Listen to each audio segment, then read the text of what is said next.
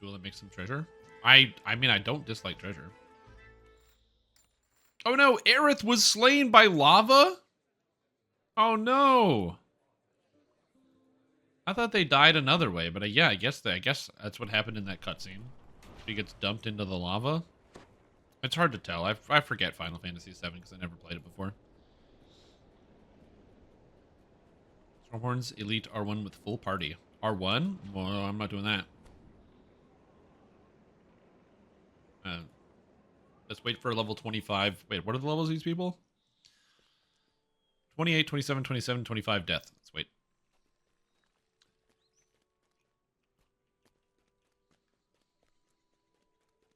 Take the one ring from Sephiroth and whoever it was. Yeah. You know what's weird? It's sunny outside. But when you look up at the sky, you see the clouds. And then where there should be sky in between the clouds, it's just gray. Like, there's no blue sky. It's just gray sky. It's very weird. It's like you're in a dystopian movie or something. You get clouds? Yeah, you get clouds. Alright. Time to do some quests that are heavily trapped. What are some good quests that are heavily trapped? The reason why I don't want to do the Shadow Tombs is I have no way to get Death Ward. And without Death Ward, 2 hits from a Shadow and I'm dead.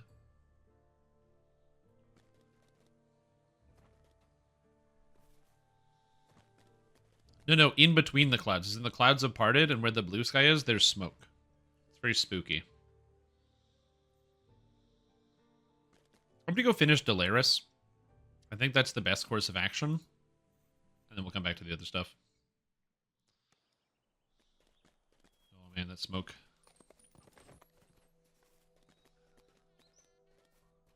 The smoke is affecting my level of focus, so I have no idea how much longer I'm going to be streaming for, but we'll see. I'm not giving up. I'm not giving up hope. It's not over yet. Yeah, it's like really bad here. Like really, really bad. Like, I hope that anyone that is outside right now doesn't have to be outside and can go back inside and stop being outside. Volunteer firefighter, I live very far away.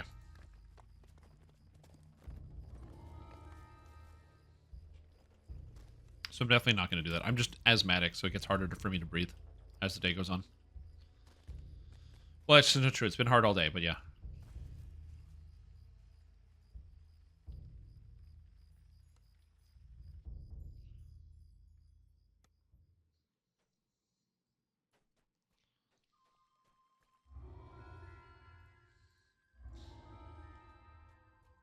Yeah, also wildfires require specific training.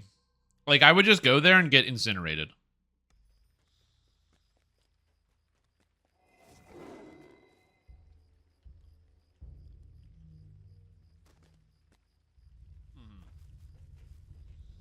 Right in the middle of it? Yeah. It's like, Canada's really big, so I'm not, like, close. But I'm just letting people know, if you're in America and you live on the eastern seaboard, it's coming. Like, it'll be in where you are tomorrow. So, no, that's not like a threat. It's a promise. But yeah, it's coming. So just be careful. No, not dead, Keck. All right, there's a dangerous trap here. You can avoid it by walking directly in the center of this hallway. But I'm a trap guy, so I don't have to worry about avoiding a trap. I'm just gonna disable it. Bazinga! It's gone. Threat by Arson Tom. That's me.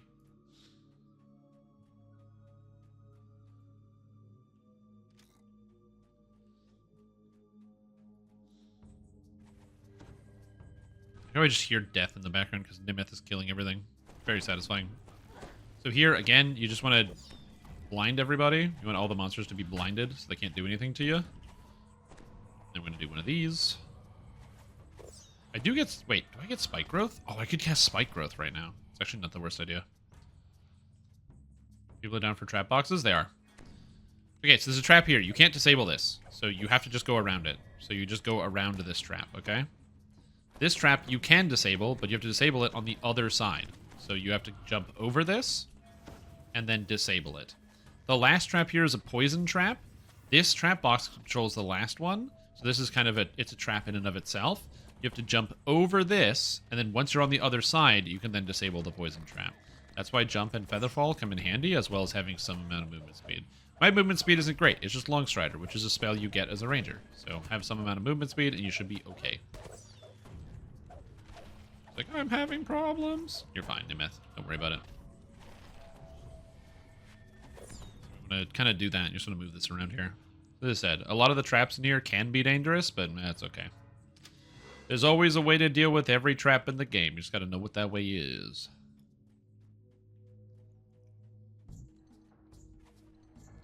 Also, getting prayered by enemy undead is very annoying.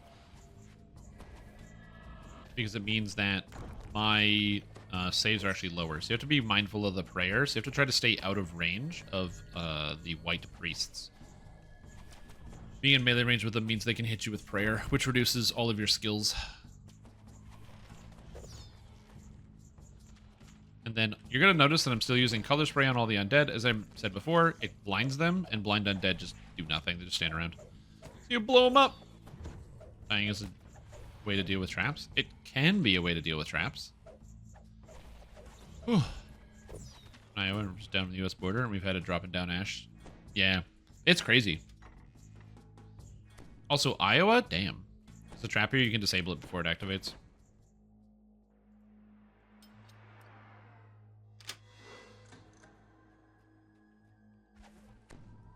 What's Iowa known for again, you Americans? I don't know where Iowa is. Yeah, if you gave me a map with no labels, I will never find Iowa. Is Iowa corn? Okay.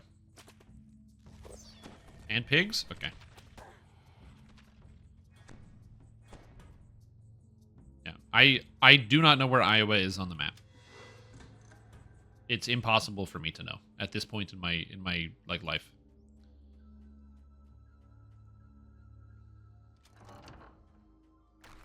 If you step in the middle here, it spawns a bunch of monsters. You can actually avoid it, but with the hireling, I just wanted to pop it just to be careful. Oh, it's right next to IOB. Oh, it's IOA, IOB, IOC, IOD. Gotcha. Oh, you're... Oh, I'm crowd surfing. Oh, Nelly. The only shrine in the quest is here. I'm actually going to use it. Is Renew a better heal than Cocoon? Yes. But it's tier 2 on a tree that you might not be wanting to spend points in.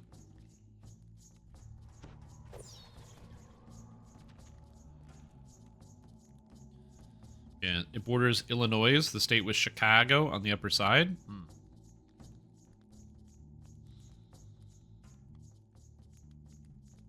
Check. That's where the deep dish pizza comes from, right?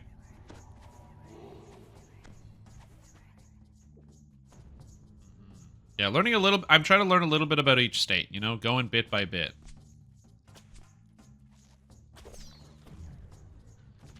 Takes me some time.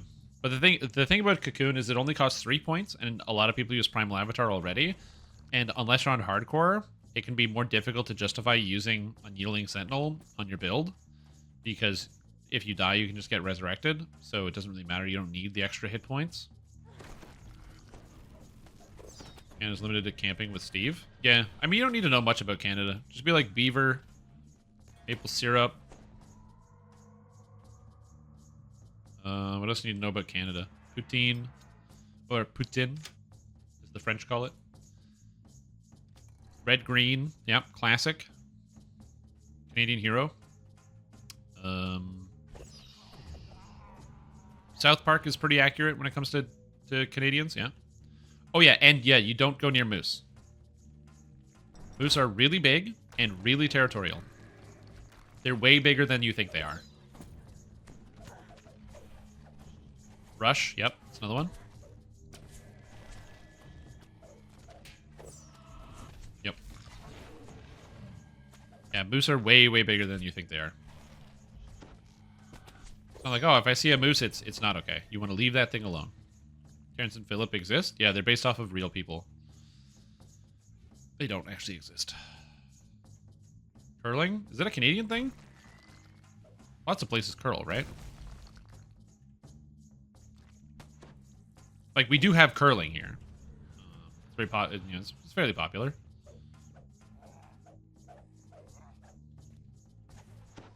Canada Goose are annoying. Letterkenny, that's a good thing to be known for. True. Like a third of the actors and actresses in Hollywood are Canadian. It's also good to know. If you're not sure about one of your favorite actors or actresses, you're like, wait, are they Canadian? They probably are, yeah.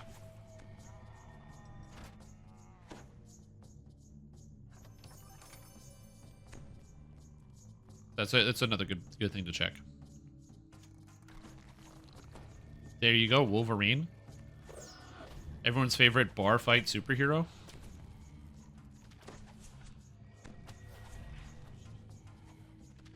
I swear, in like every movie, there's a scene where he gets into a fight in a bar. Just doing Canadian, filmed in BC. Hell yeah. Reboot, that was Canadian. Classic. I'm trying to think of other good classic Canadian things. Also, pretty much every single movie that not every single movie, but a lot of movies that involve cities take place in Toronto. They film a lot of movies in Toronto. Because Toronto looks like generic American cities. It's like, oh, this movie's in Chicago? Unless they need a specific landmark, it's in Toronto.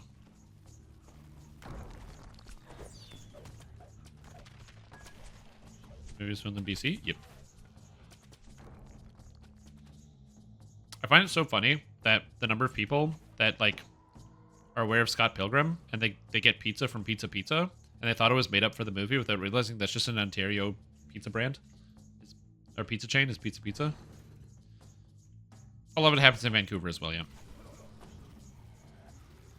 I don't know if Rollertown was filmed in Toronto. I don't know where they filmed Rollertown. That's a great question. Picnic Face is East Coast. Very East Coast humor. Big fan. Love Picnic Face. Also, Rollertown is not a great movie, but it is entertaining. But I don't know where it was filmed. It's a good question. Il Pizza? Yeah. I'm not going to order a pizza tonight. One, because I'm trying to eat healthier. And two, there's like death fog outside. So I'm trying to like keep my doors and windows closed at all times. Perfect. The one item I got is an item that gives me minus to dexterity. My gloves. Amazing.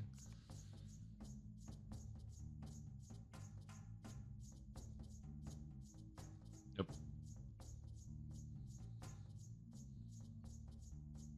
We have like 20 in your house? Yeah. I used to keep a frozen pizza. It's like I have my, in case of emergency, frozen pizza in the fridge at all times, or in the freezer. But since I'm like, I gotta trim up my eating a little bit, eat less salt, you know, and I decided to have few of those things available. So when I get hungry, I have to go, well, time to make actual food. For freeze, you gotta have those deep freeze, man. Yeah, I do not have a deep freeze. Also, the benefit of the deep freeze, you can just buy a bunch of shit at Costco. Hello? Delira. Waiting for her to load. And now, the Voice of the Master, which is actually good for me, because it's +1 to all skill checks, which I didn't have anywhere else. Buy meat and shit in bulk. Mm-hmm. Oh yeah, because especially if you can get some good deals, you can just keep in the freezer for a long time.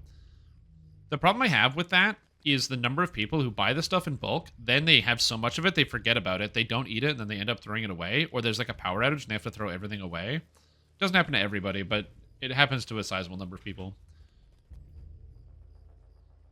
If you're somebody who can consistently go through and eat all of that, then that's good, and you know, be better, you know, if it's better economics for you, then go for it. But yeah, it's that part of it that I don't really like. Okay, what do we do next? I guess Stromfold Mine has a lot of traps in it. Let's go do that. Yeah. You gotta eat a lot of protein? Go for it. You have meat lovers by the time it gets to be a smoked meat lovers? Yep.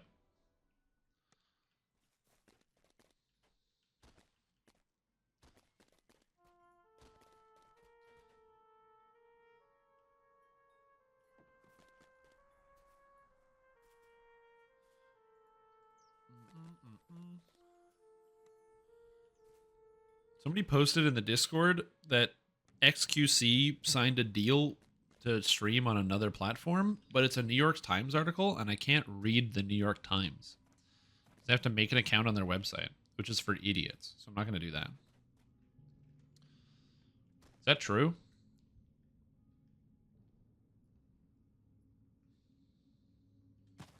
He's moving to Kick. I don't know if Kick has $100 million to pay XQC. I feel like it's just gonna be, you know, another situation like what happened with what do you call it? What was that streaming company that was around and then disappeared? Yeah, like with Ninja, where they paid him like $1 million zillion, and then they ended up having to, like, they went bankrupt, so they didn't pay the rest of the contract. No, it wasn't Facebook. Mixer, thank you. Yeah. It's just really hard to stop that.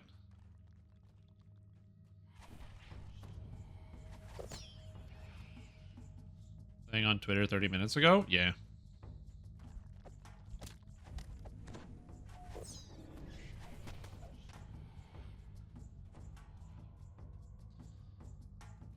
Offering streamers 16-hour plus sub ad split. Yeah, I don't think they're going to be offering that to every streamer out there.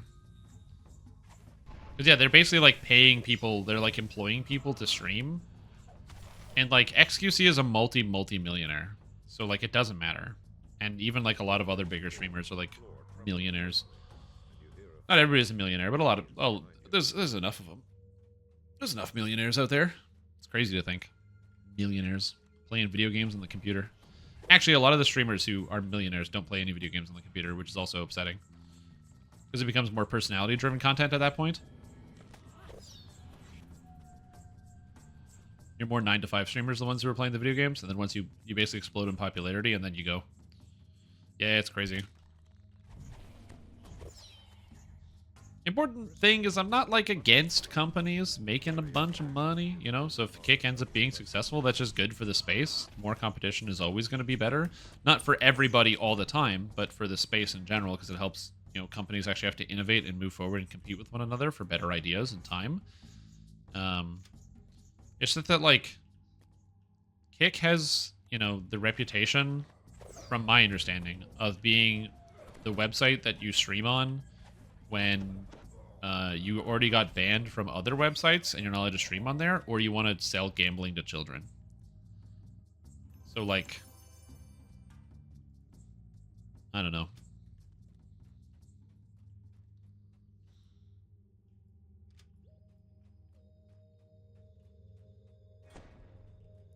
We'll see how long it lasts. Who knows? Maybe it'll become the new big thing. I mean, Twitch was much smaller back in the day when it was just in TV.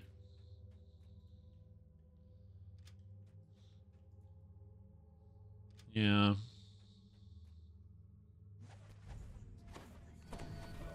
Anyway, as I said, I don't know much about it.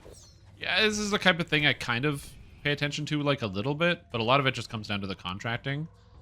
And you always have to be careful about, like, startups offering you huge amounts of money, because startups love offering people huge amounts of money that they largely have no way to actually physically pay. When I was in sales, I got offered a gigantic amount of money to change job and work for another company that was doing, like, a big startup operation that was basically trying to, like, it was like a company who didn't have any business in the area.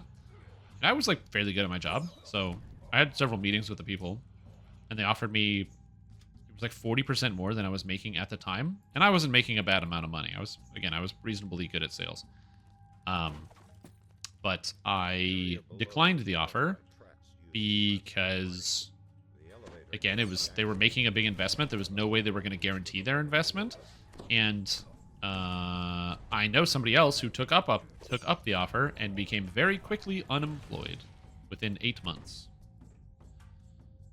Yeah, and I'm like, I don't know about that. Burn a bridge to go to a competitor to then, like, have the competitor kind of shaft you in the short term, or sorry, shaft you in the long term. I don't know. It's like very short-sighted thinking. Not every startup is going to be like that. You just have to be wary. That's all. You have to be careful about what you're getting into. Just because a company is starting up doesn't mean that you can't trust them, and just because somebody is getting started on a business or, you know, is making investments doesn't mean that you can't trust it, but just that, like, there's a reason why it's a cautionary tale. It's not just, like, a money factory.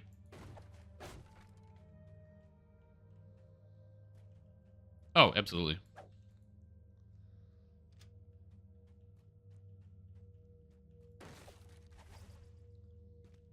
So that's what I'm saying. Like, you will see. Even with the furnaces and pipes, the precarious footing on the catwalks. Who's the? What's the big? What business is behind Kick anyway? I don't know much about Kick, if I'm being honest.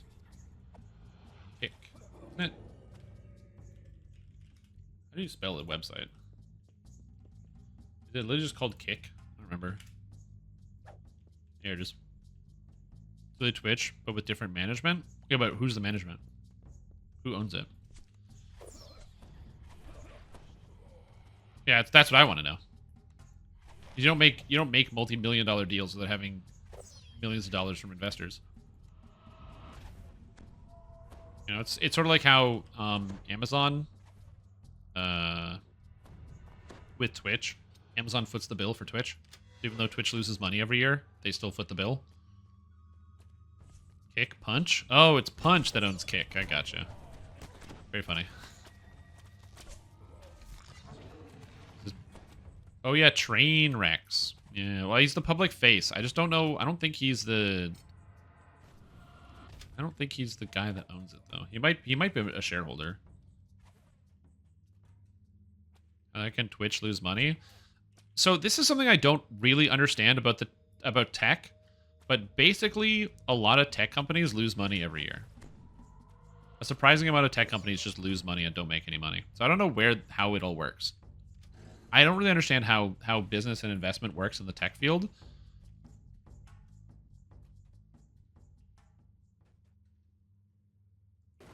It's just kind of confusing. And then people keep investing, and then they keeps losing money. It's not just like live streaming. Tons of companies like lose money every year. It's like Uber has like lost money every year since it's been created. They just lose like millions of dollars every year, and that they're still there, and then they sell for like billions, and you're like, what? Huh? What? This is all something I absolutely don't know. Yeah, obviously it takes time. It takes companies time before they become profitable. 100%. That's why it's always an investment. But yeah.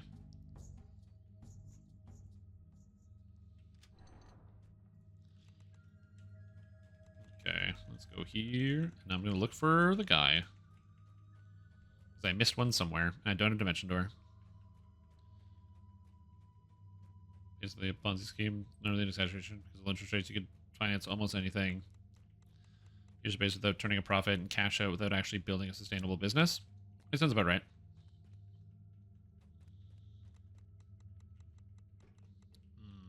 Interest rates. Yeah.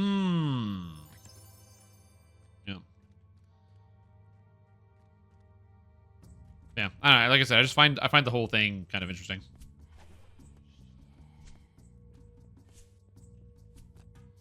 Get you out of here. All right, let's keep looking. It's got to be around here somewhere. I missed one engineer. I'm sure I'll find it. It's not down here, so I'll find it up here. It's like one of the worst things, but yeah. So anyway, I was just saying, it's interesting. Vehicles, they would save the labor cost. I mean, in theory.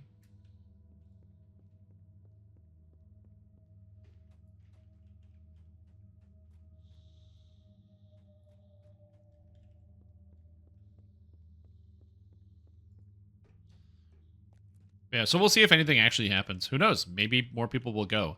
I know that, like, there's, like, this big push, and I'm not saying that Twitch doesn't lose money all the time. I'm sure they do lose money, but I still remember when, like, you had, you know, one of the Twitch's biggest content creators, Ludwig, ended up moving over to YouTube, and a bunch of people were like, a bunch of people are going to start moving over to YouTube. It's going to be huge. And then, like, not that many people started moving over to YouTube because these companies can't afford to have, like, multi-million-dollar contracts.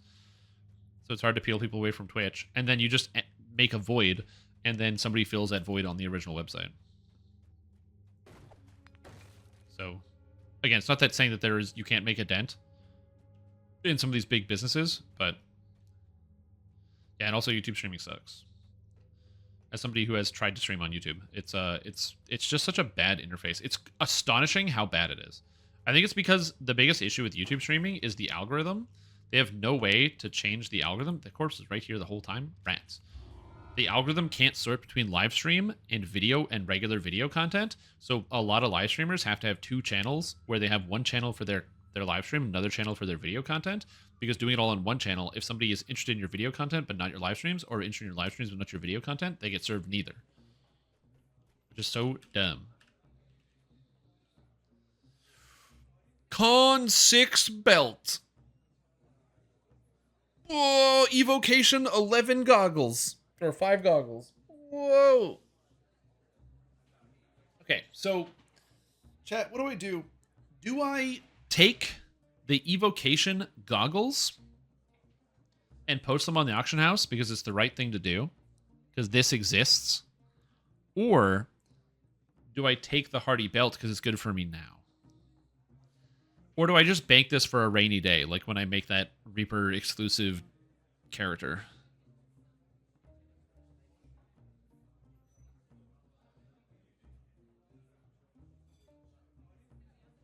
It was free on GOG, yeah. And just take the Evo goggles? Yeah, these goggles are nuts. I'm taking the gogs. Be greedy, it's late in the season. Yeah, I can't even use them on this character, but my brain is like, take them.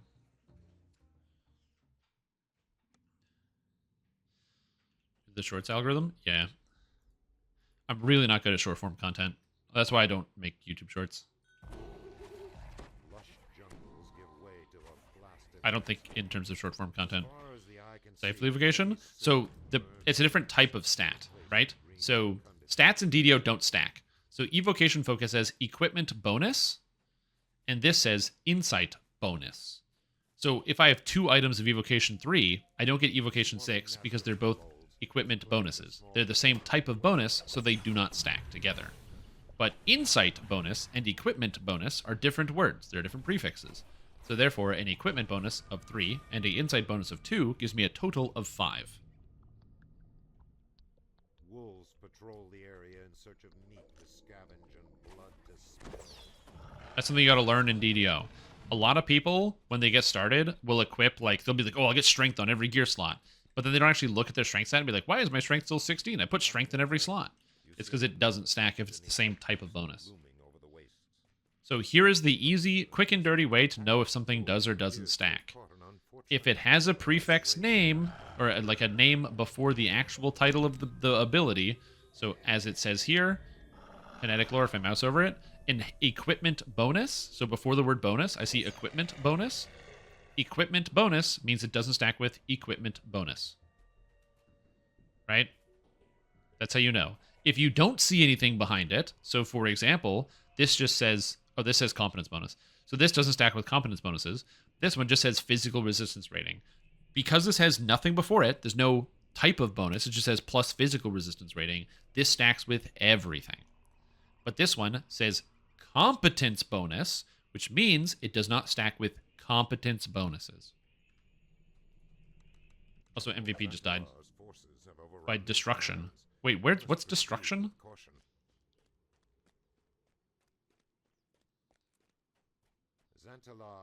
Yeah, it's something that as like a 3.5 player, it's very intuitive to me, but I can understand why it's not intuitive to many. No, it has to be a character named Destruction. I just don't know where that is. Pillar stands with 2 runes set along its side. The air bristles. Yeah, Dungeons and Dragons Alliance 5th edition doesn't really have that. They don't have typed bonuses.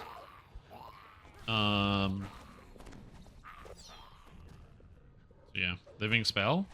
I don't know if there's a Living Spell named Destruction. There's actually a Twitter thread by the executive producer of Dungeons and Dragons Online, Severlin.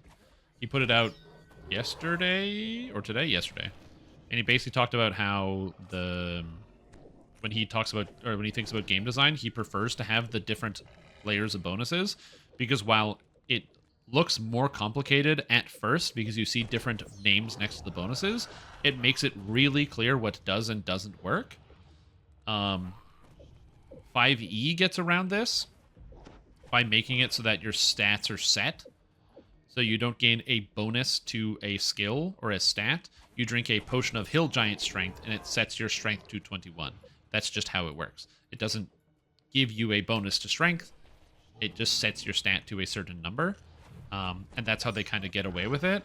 But there are lots of, or you get advantage. There are some minor effects that give you an actual numerical bonus, but it's not clear if they stack or not because the game doesn't type it, and so some things have to specifically spell it out for you. Whereas having a typed bonus list makes it easier. Enhancement doesn't stack with enhancement. Equipment doesn't stack with equipment. You know? So as long as they have a different name, they all stack.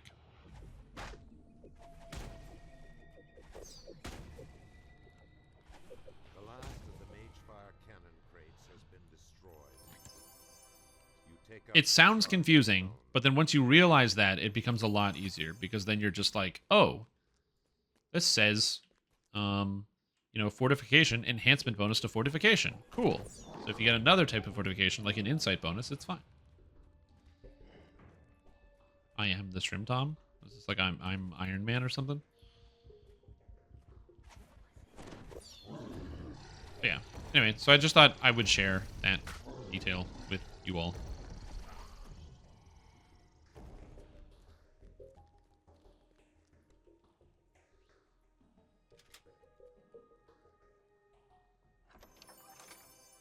How much time has passed? It's the same day.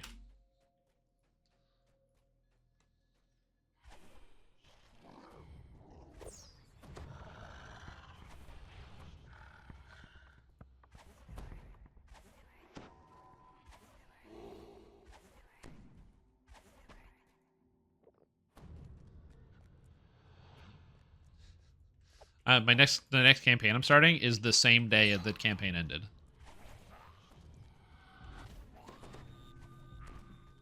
I have to respond to somebody about this.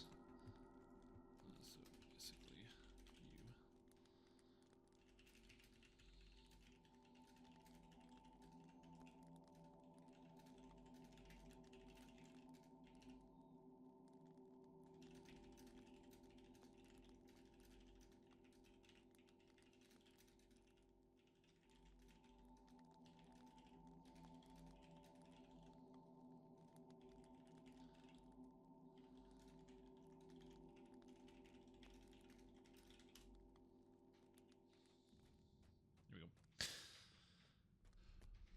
Beck, I see slow going as always. I'm not slow going.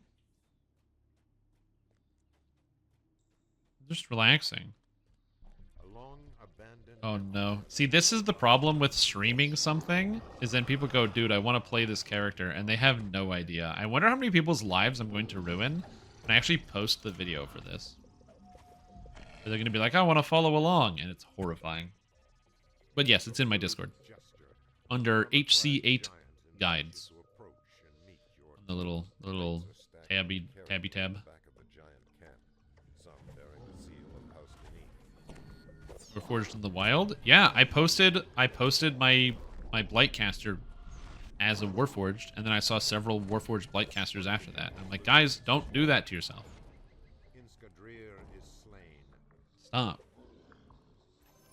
Take the foot off of the gas. I was like, yeah, exactly. You're like, why are you a Warforged? You're like, I can't really explain this because I don't entirely understand. I just kind of did it. Back including Vecna bonus? They could.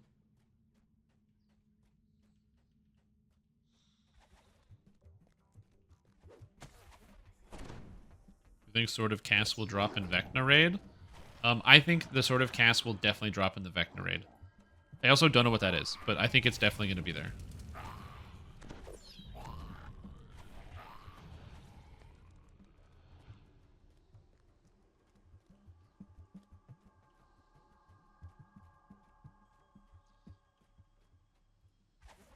My buffs are gone. Gotta re-put them on.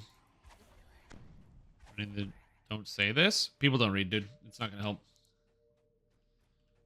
And now your drive dark hunter build. I'm not doing hardcore. Looks pretty fun. I have access to Exclusionist tree. Oh, no. It's that the first 6 levels of this character was me very, very, very slowly meleeing stuff. It's not necessarily bad, but I'm not saying you can't. You're allowed to. This is America. You can do whatever you want. You can absolutely follow this character build. It's just, like, you can do exactly what I'm doing, but better if you just play like a cleric or a favored soul and put the same points in the same way. Because you'll actually have spells and stuff.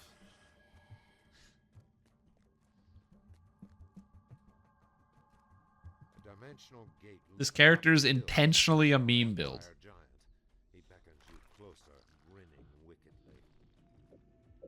Yeah, exactly. Why did you play Warforged? I don't know. People voted for it. Now, the Full Metal Alchemist build was specifically because I wanted to have more defensive options and tools.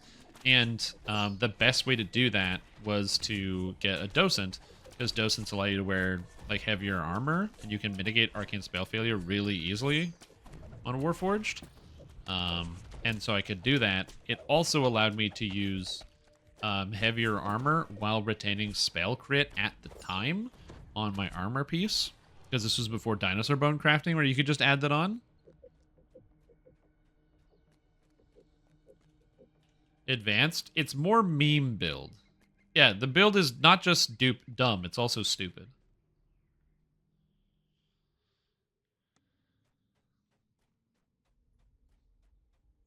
No. But here's what I will say. I'm going to put out the first episode of Solo Dark Hunter guided playthrough. I'll start putting them out over the weekend. And then I want you to watch the first episode. And if you watch it, okay, if you watch it, you have fun, or you think that it looks fun, the build will be there for you. You can easily follow that. But yeah, I need to make sure that there's no like confusion of like, oh, you're doing it because it's actually secretly good. Like, I don't want them to be confused. Exactly. This character is Wimp Low. He was trained wrong as a joke. Oh, poor Wimp Low. Get ready for my your fist, my face style.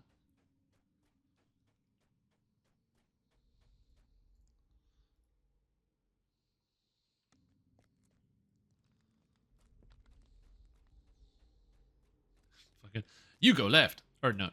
You go that way. I go home. He walks away. Dude, that movie's so fucking good. Is that on Prime? Hold on. I have to look this up. Prime. If it's on Prime, we'll just watch it on stream. Kung Pao. End of the Fist? Damn it, it's not. Rip. If it was, I would love to watch it on stream. That's like one of my favorite movies. It perfectly encapsulates the type of things I find funny. Is Airplane? No.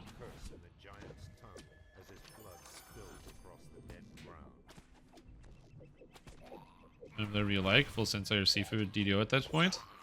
Oh yeah. I would at least hope that I am good enough to be able to do stuff like that. Just because, like, man, it's been... When did I start playing DDO? In 2005? So it's been like 18 years. It's basically all I have at this point. Without DDO, I'm a shell of a man. I have nothing left.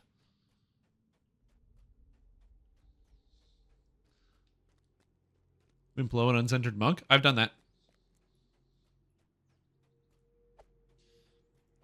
It was my pure inquisitive build. I made a character that was a monk, inquisitive, and monks are uncentered while using crossbows, which means you can't use any monk abilities in the game. It turns off your fast movement, it turns off your wisdom to your armor class, you can't generate ki, you can't spend ki, it turns off literally every single thing in the entire game. So your character is basically has no class, you can't use stances. And so then I used Inquisitive and only the Inquisitive tree and tried to play through the game with it. And it was incredibly easy. Inquisitive is super strong. It was the pure Inquisitive. It's classic. That's why if you don't know what to do on a character build, just go Inquisitive. It's really strong.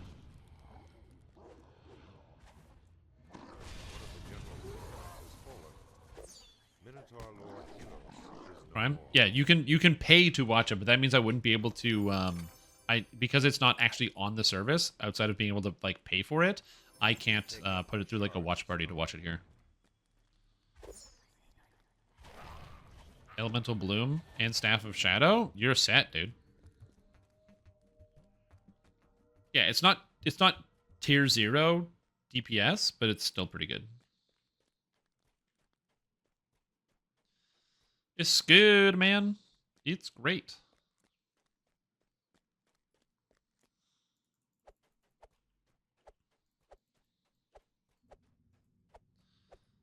Okay, so that's everything, right? Light the rune pillars. Oh, fuck. Which one did I miss? Was it that one? Okay, I missed a rune pillar somewhere. I have to go double check.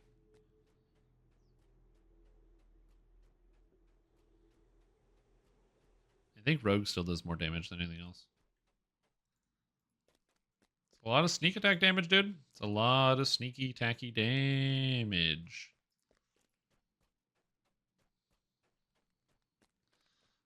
Good Diablo 4-1. Amazing. Okay, it's done. Tired of being squishy? Just play solo guided caster ranger. I have 300 hit points at level 10. I don't feel squishy at all. Look at those saving throws. Saves. Well, apparently my search is high enough that I don't actually need anything to find traps. What's my search? 28. Centered hand rat monk? That sounds awful. Which is worse than Fist Barbarian, which is actually... I think Fist Barb was probably the worst build I ever played. Fist Barb was abysmal. That build was real bad.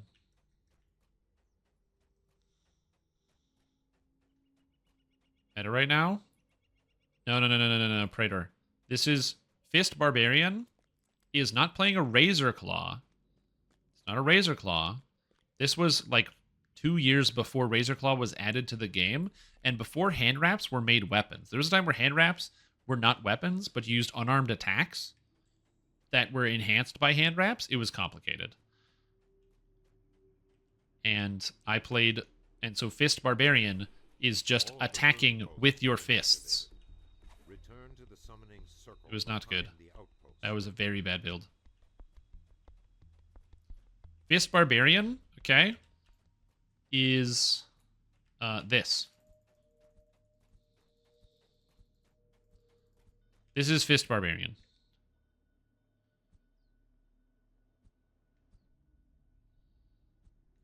I guess it's Foot Barbarian, but yeah.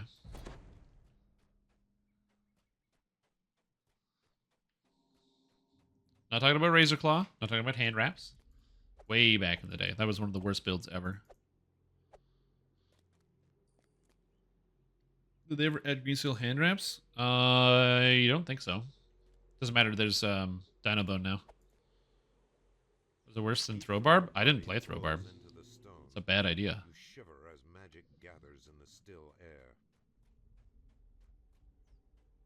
Oh yeah, but I can't speak to his experience. That's not fair. Okay. Oh no, it's a Korkaza champ. What am I gonna do? And it died. Oh, it didn't die. So General Xantalar, usually what you have to do is clear off the side rooms to prevent him from healing, to make him take damage. But I deal pure force damage, so I just hit him, and he can't do anything about it.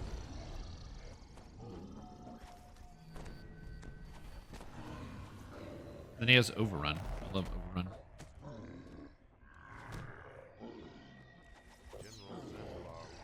It doesn't equip a main hand?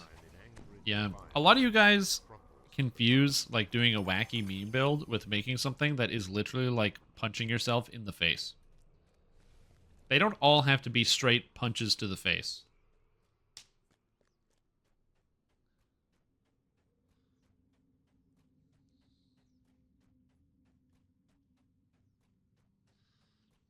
Dwarven Thrower, Troll Paladin. Yeah, Maximum Con. Max Con, no Intimidate. No, I don't Intimidate. I'm not a tank.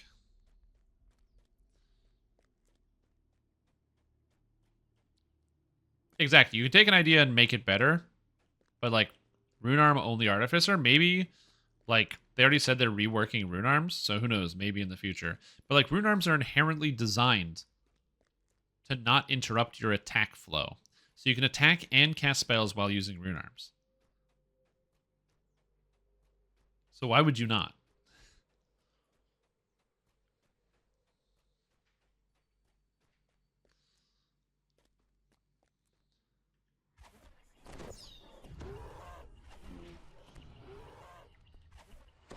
As a favorite weapon? Who knows? Maybe someday. I'm still waiting for that thing, that feat that lets you use sickles. Prescient curve lets you use sickles as weapons.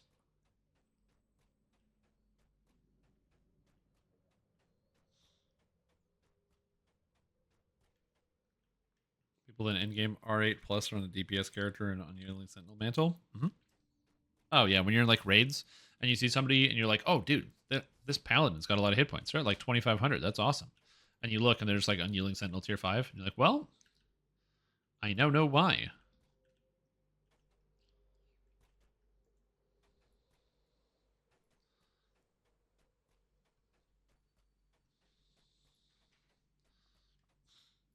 Ninja Spy is still just really bad. Yep, it's terrible. But it'd be neat though. Oh, Hydrate, good call. Harper Agent is absolutely worse. I have 14 minutes. Is that enough time to do Spies in the House?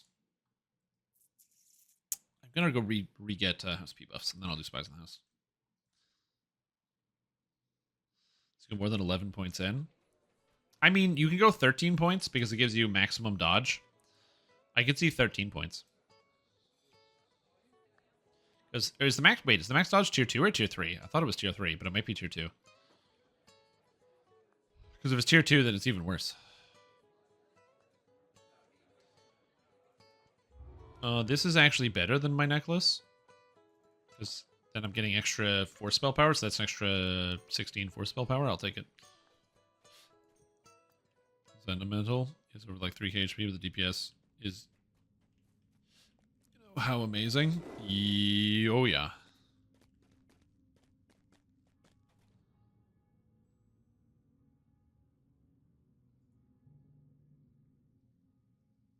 Yep.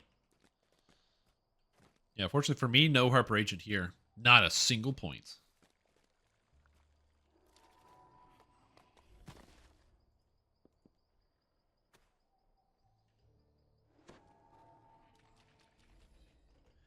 Do I need True Seeing?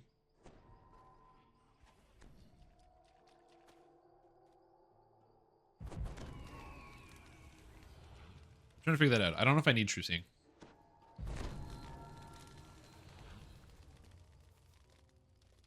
I think I'm going to respec at 12 to get rid of it. I don't think I need True Seeing. I have Search. My Search is pretty high. And I think I can get those points spent somewhere else. Well, like, again, some people like to play different builds. I'm not going to judge people if they want to do content and they want to have their character set up a certain way, right? So if somebody wants to play their character on Yielding Sentinel and they find it works better for them, that's perfectly fine. I don't really mind that because somebody who is able to competently and carefully stay alive in different types of content and, you know, still have a good time, to still have fun, that's not a bad thing. I don't have a problem with this. I don't want people to think that it's like, oh, because you make a certain choice in a build, your character's automatically bad or something like that. There are always different choices you can make, but, you know, contributing is important. Where that delineation breaks down is depending on the type of content you're trying to do. So, like, if you join a raid that's doing, like, Reaper 3 raiding or something, the problem is the DPS requirements go up a lot. You need to do a lot more damage to be able to do different types of content, because the longer a piece of content takes, the harder it can get. Too Hot to Handle is a great example, because the longer it takes, you have to deal with the fact that you're constantly getting these summons in. They're going to be dealing, or like more and more ads are dealing damage to you, and there's this like AoE fire effect that continually stacks up. So if the longer the raid takes, the harder it gets for everybody involved. So that can be complicated. Similarly, in a raid like Hunter Be Hunted, the ads need to go down quickly, and the longer the raid takes, the more ghosts you have to deal with, which is the more opportunity for people to screw up. So having a higher DPS is really important, especially considering during the last 20% of the boss's hit points, he basically goes into like an enrage mode where he starts to deal summon the ghosts way more often, which is borderline impossible to deal with for long periods of time. Not limited to the fact that, you know, it's because of lag a lot of times. So the damage actually matters quite a bit. So if you go into a raid like that, and then you're like, you know, you're just like squeaking by with a build that is like, oh, you say you're a DPS, but you actually have most of your points in the tank tree, then, you know, that's not really fair for the other people in your group. And, you know, you have to be aware of that. So some self-awareness is kind of important. But that being said, I also don't think it's fair to say that just because somebody happens to be using a build doesn't mean it's necessarily not so much bad, but like it's like wrong. It's context sensitive. You need to be prepared for the type of content you're trying to play, and I think that most people can get behind that statement.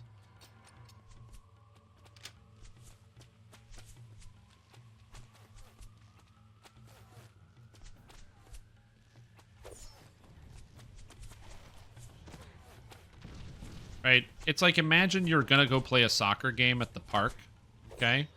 And you're going with some friends, and then one of your friends is like, "Hey guys, I don't run so good, so I'm not gonna run around.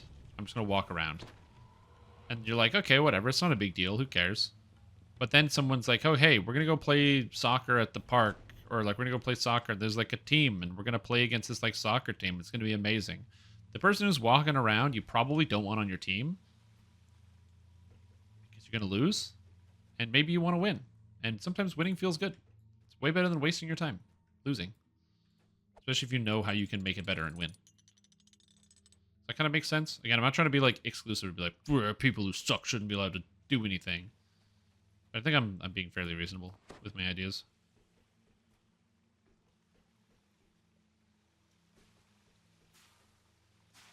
Oh, wanting to play soccer thing? Oh, yeah, okay, no, I don't get that either.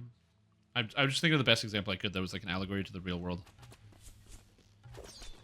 Basically, there are times where it's okay for people to not be good, and there are times where you need people to be good, and if you don't want to be good, but you want to be in those situations where you need to be good, then you're the problem. Yeah, exactly. And if you don't know, but it's also okay to ask. It's okay to go, "Oh, I don't really know," the first time, because then people can explain it to you. "Oh, yeah, you should do this. Yeah, you should probably get this going. Yeah, yeah, yeah." But then you have the idiots that come out and they go, "Yeah, but it's my game, and I paid my sub, and I'm gonna play the game how I want to play." And then they get blacklisted from every raid group, because those people are also allowed to play the game how they want to play, which includes excluding people who don't want to help and work towards goals. Come on. Sorry, I'm having a mouse problem. I don't know what's going on with this.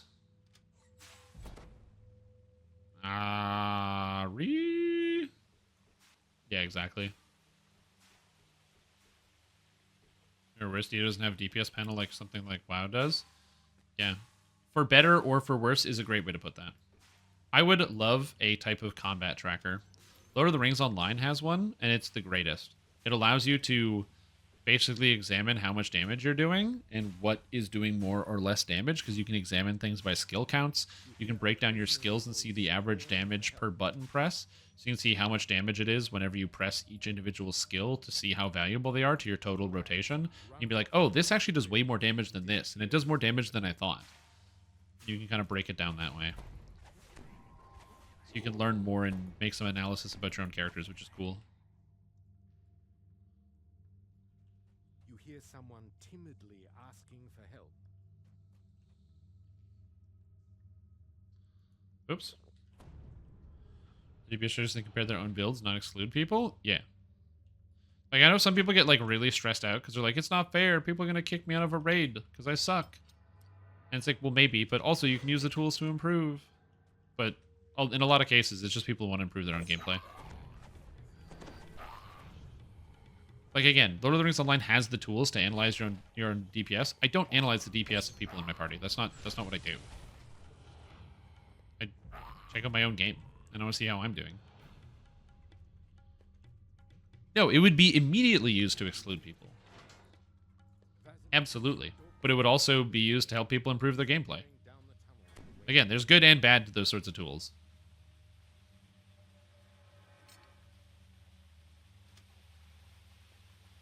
But, like, that somehow sidesteps the concept that, like, people aren't going to exclude each other for other reasons. Like, as an example, Link Harry Beaters. If you don't have a weapon capable of dealing with this content, you can't do it.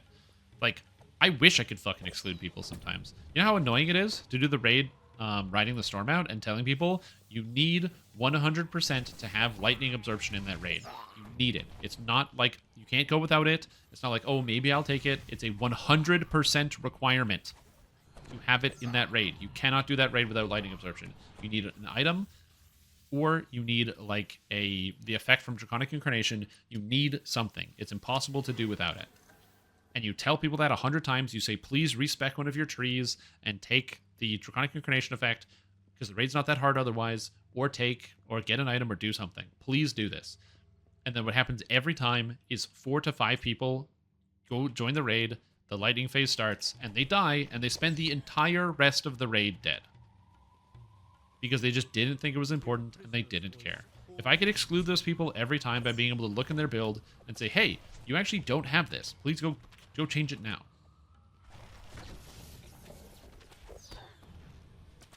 And then if they say, no, I'm not going to do that, then I can go, okay, no problem, and then remove them from the raid and replace them. I would do that every day.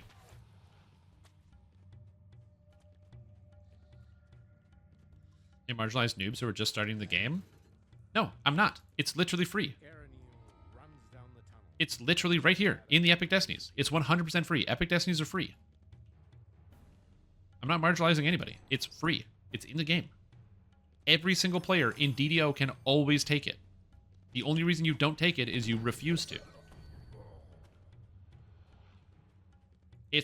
There's 100% chance you should have it. There's no reason not to. The only reason you're not doing it is because you refuse. You don't have to farm anything. You can do it standing at the door to the raid. And go, oh, okay. Well, I guess I'll just drop this tree and replace it with this, because I don't want to be dead the entire time. It's like, again, if you've never done Riding the Storm Out, I can see how you might be upset by what I'm saying, and I sound elitist. Right? If you join a raid and no one explains to you that that is a requirement, and then you die the whole time, that's not fair to you. That's a bad experience. That's not fair. The raid leader should have told you. And the number of times I have explained that to people and then watched them die, it's literally every time I run Riding the Storm Out. It's the same problem every time. Energy Sheath. Tier 3. Middle of Draconic Incarnation.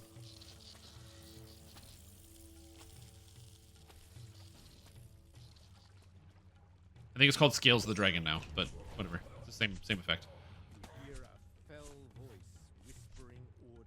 Because you can just bring an item as well. So some people might have the items farmed out. Maybe they got the ring from, as we were just talking about, maybe they got the ring from Lost at Sea, which is also a good item. Maybe they have the Ring of the Djinn from Prison of the Plains. I don't know. I don't care. Or they take that ability in Tier 3. All of those answers are perfectly fine. But it's infuriating when, again, you might be like, yeah, but they just want to get the raid completion. Yeah, so do I. I don't want to carry around 5 dead people the entire raid when people are making a conscious decision not to do anything. I have a very reasonable stance, and anyone who disagrees with me is literally just wrong. You're just a jerk if you think what I'm saying is unreasonable. You are the problem. This is not referenced to anything else. This is my deep desire to be able to inspect people, is just this one raid. It's this one raid where you just need to have something. It's free. Everyone can do it. It is impossible to be at the level, because the raid has a level cap. You can't get in unless you're 26. It is impossible to not have the ability to take this effect. Everyone should always be able to take the effect. Everyone. It is impossible to not be able to take it. That's why it makes me mad. It's just people who don't care. Electric absorption. For riding the storm out. I'm not talking about every raid. I'm not saying exclude people from every raid. It's just annoying. Also, just don't run riding the storm out. That raid's annoying anyway. But it gets even more annoying. That's the reason why I don't run the raid. It makes my blood boil watching everybody be dead the whole time. Is the effect from problem avatar good enough for that? I've never done the raid. 15%? No. The way it works, so the way the mechanic works, is every minute there is a thunderstorm. And during the thunderstorm will shock you with lightning. After 10 seconds, you get hit. Then after 9 seconds, you get hit. Then after 8 seconds, then 7, then 6, then 5, then 4, then 3, then 2, then 1. So during the last 10 seconds of the minute, you get hit. Boom, boom, boom, boom, boom, boom, boom. And you take a bunch of hits in a row. Every time you get hit by lightning during the raid, it increases the amount of lightning damage you take by a percentage. That stacks up indefinitely. And it goes really fast. So what you do is there's these platforms on the ground where you step on this panel and it clears all your debuffs.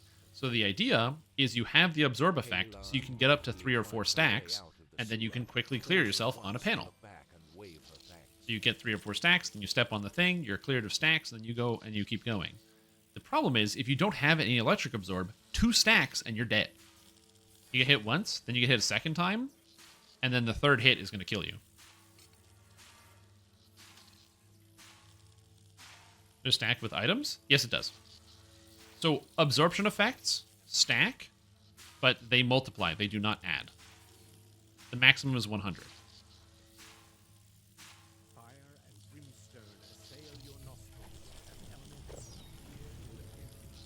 Go away. Whew. That was the hardest part about this, was that. But yes, you guys are absolutely right. I do think that, you know, obviously if there was a tool to be able to examine your gameplay and statistics, especially if you could examine other people's builds in more detail, people would apply more scrutiny to each other, and, you know, the tool and the information could be definitely used for evil. Or people excluding each other from content, which isn't really fair. Like, especially if it's something along the lines of, like, excluding somebody from content that doesn't really require an exclusion criteria, or excluding somebody from content that is not hard enough for it to be, like, relevant. That is something that would definitely, absolutely happen, and it would be an unfair part of it. No denying that. No intention of denying that. That's in any capacity. That's just true. That would happen. So, and that's obviously a complicated question to ask. You know, and that is it. You know, it's something that is not. There's no easy answer to that problem. It's not simple. There's a lot of nuance to the question of like whether that would be okay or not. And right now, we don't even need that information because it's physically impossible to have that type of data in the game anyway. Right? Is it worth the good or the bad? I'm just saying, I would, if I was to, in any capacity, prevent people from doing content, it would be just that one raid for that one reason.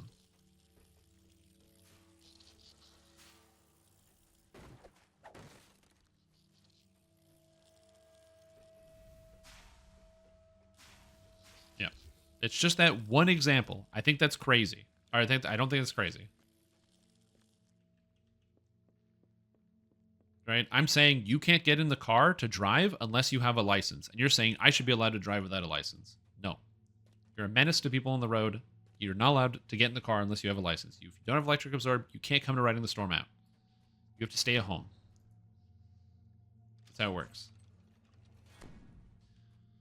Being fellow artists scrutinize their arm use? Yeah.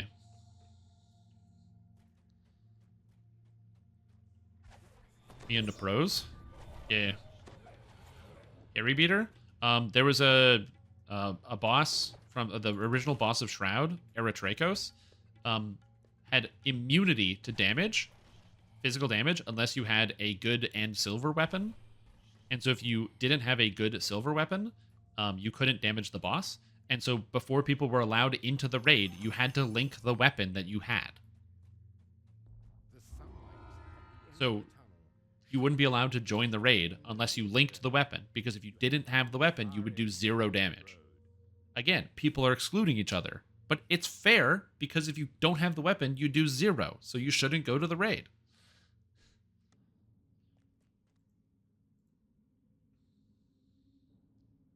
Yeah, I think we're all kind of on the same page of like whether it is okay or not okay to have people scrutinize each other over a lot of different things is difficult.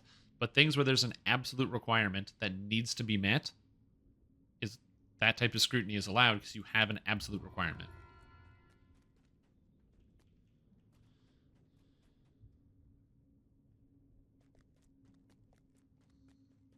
Yeah.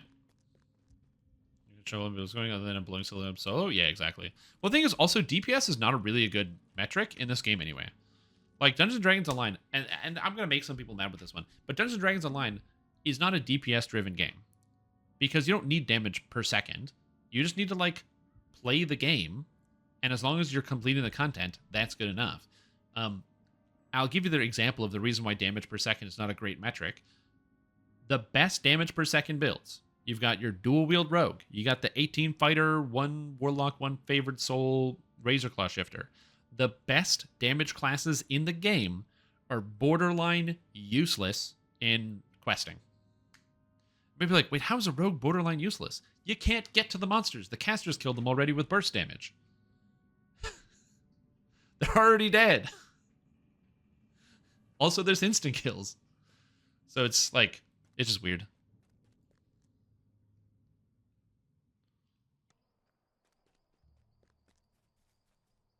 So yeah, so DPS is not really a great metric in this game because it's not useful to how people actually play and experience stuff.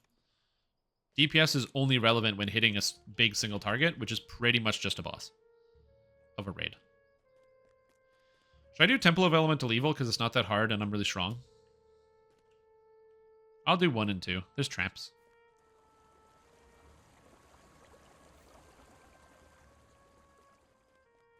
So yeah.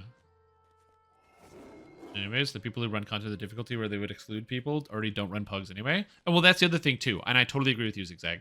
The people that would exclude other people from content based on their performance already do that because they're just called raiding guilds that only raid in guild. That already is already a thing. I totally agree with that statement. Yeah. What about quests with traps? Well, I mean, you don't need DPS for traps though. Rain in casters? It's complicated. I think they do need to rain in casters, but it's complicated.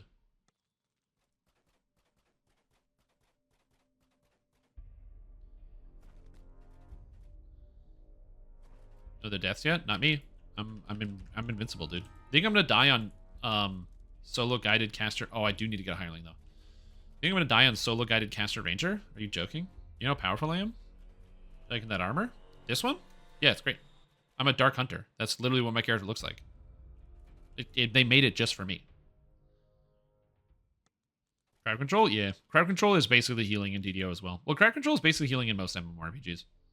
That's how you heal in Elder Scrolls. A lot of healing is crowd control in Elder Scrolls. That's one of the reasons why Sorcerer is really fun as a healer, because Sorcerer you can what's that called? It's like Crystal Prison or whatever, where all the monsters in front of you free solid. Yep.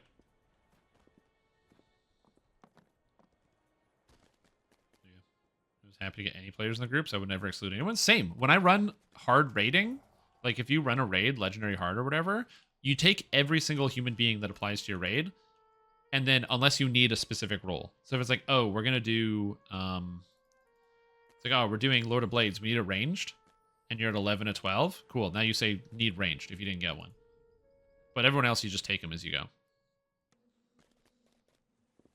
So much does Electric Resistance do anything? Debuff wholly negate that. It negates that. You need absorption. It helps for the first hit. But after the first hit, it reduces your electric resist. And puts it to 0, and so you need to have absorb.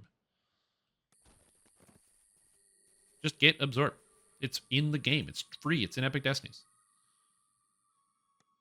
And a part robot with feet, so you could heal the tank. Yeah. Do you guys remember that when every tank was an artificer, so they were all healable? That was cool.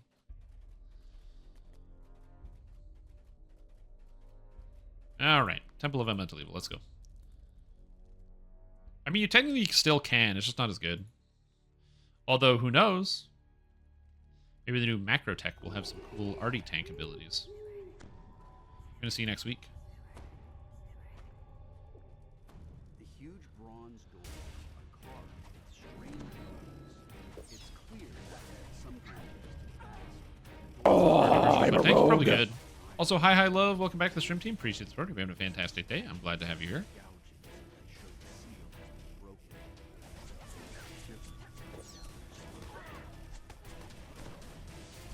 Oh god. Bandit, Arcane, Trickster. Yeah, you need absorption.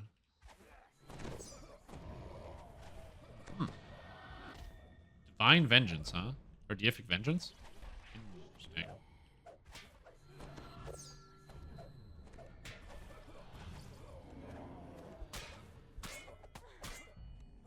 I wish I had more than one spell to cast. Stand up here? No. What does this guy do? I don't even know what this guy does. Other than be a Minotaur Shaman. He died. There's a pack of guys, and I got nothing. I was kind of hoping for one of the augments, because a lot of really cool augments in New Temple of Elemental Evil, and I haven't gotten one yet.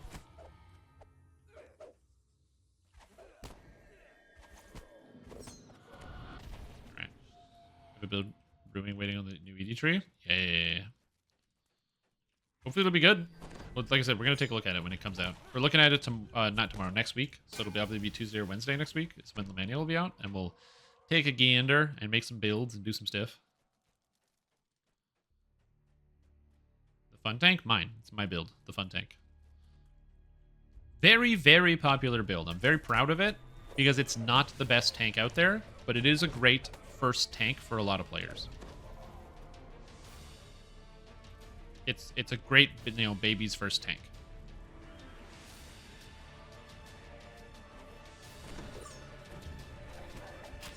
If they do let us be centered with rune arms, you can make Sinagang Owl's Power Ranger build, which is a Ranger Monk Artificer, because the Power Rangers use guns, and they also transform the Megazord, and they also know Kung Fu.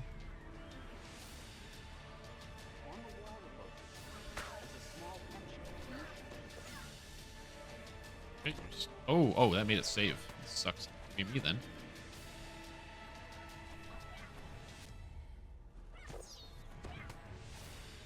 Whew, that's a lot of saving throws.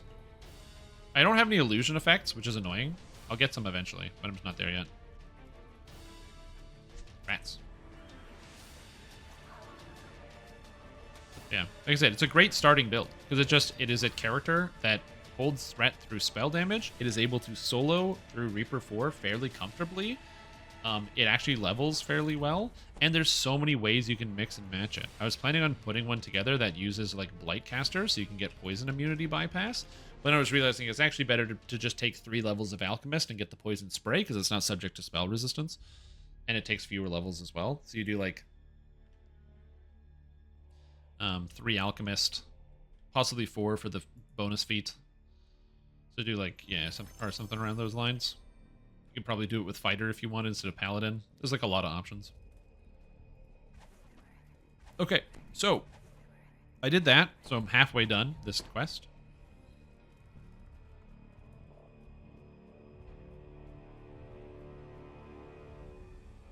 You come in here, and you can sneak through this secret passage. Whoa, in the fireplace!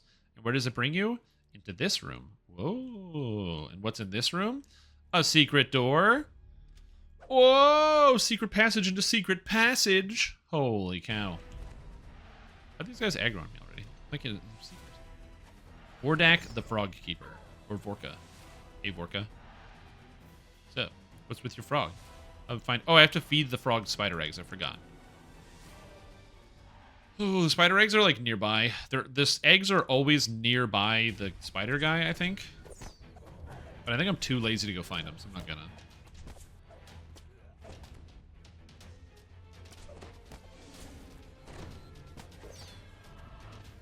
Just kill everything? Yep.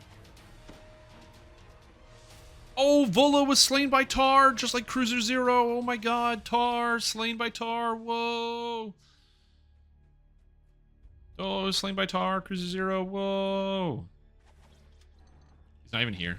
It's not as fun when he's not here.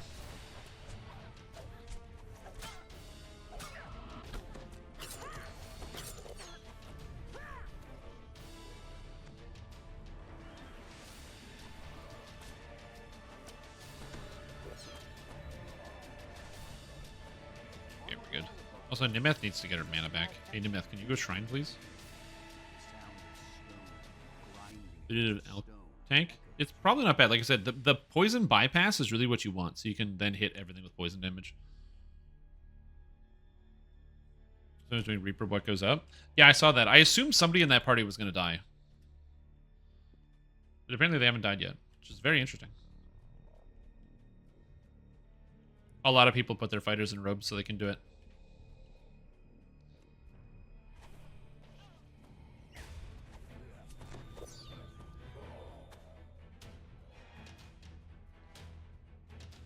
And we go here.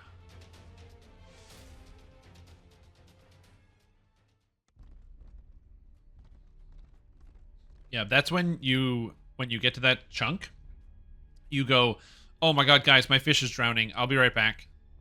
I gotta one second. I just need a minute." stone altar And then you in the just center. AFK the rest of the dungeon. 4 massive earth elementals. That's the real secret there. Dodge meta strong. Dodge meta, very good.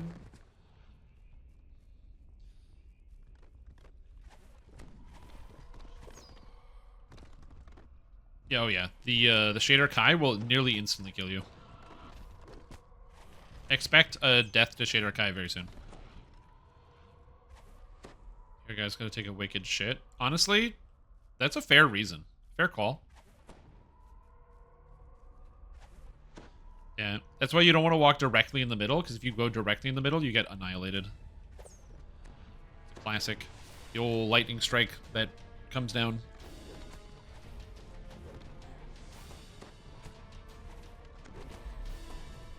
Some people do. Just have them come back, and was it a 3 or a 4 flusher? They're like, oh, I don't want to answer that question. Like, haha.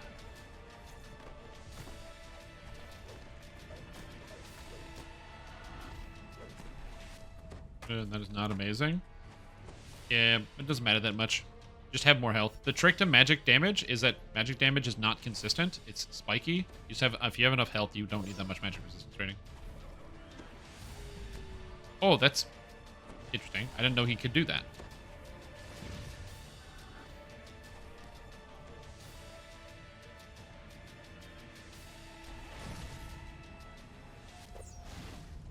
I did not know he could drain my levels. Well, it's good.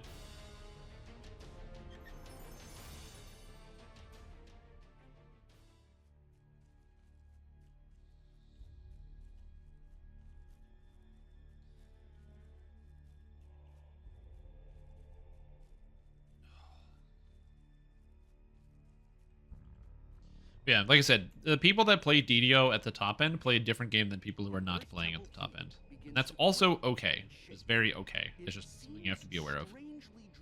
It's like literally a different game.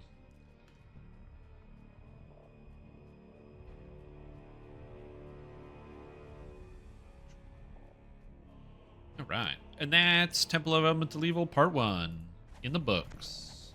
Also, there's no RNG in what I did. You can do what I did every time. The only RNG is like the exact monster spawns. But the route that I went, where I went over here, then I came back up here, went through the fireplace, took that to here, went around here, did this, went up here, did this, and came back here, is fully consistent. You can do that every time. It's always going to be the same every time. All right, part 2. Let's go. Whoa. Wow. Wow. Yeah. Whoa. That's great. This is a direct upgrade for me. It's 1% more crit, and it gives me healing spell power. 6. Now my devotion is 158. Cool. Need true seeing for that route or search? Yes. But it's a good thing that this section that we're talking about is a recording from my Dark Hunter solo guided playthrough. Circulating in this chamber suggests that this is. Oh, I gotta summon my guy. Solo the nodes? No. I will definitely run out of spell points if I try to do that. Also, I don't want to.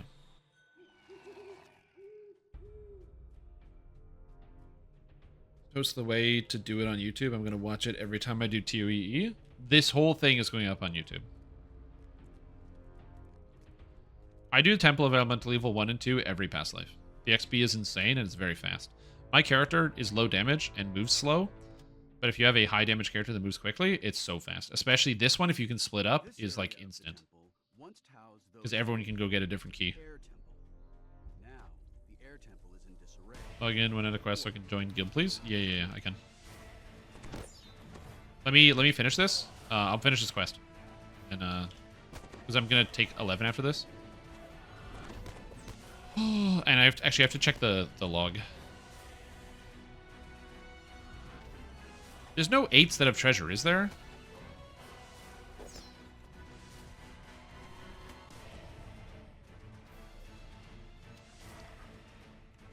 A man in air temple stands huddled in the corner of his old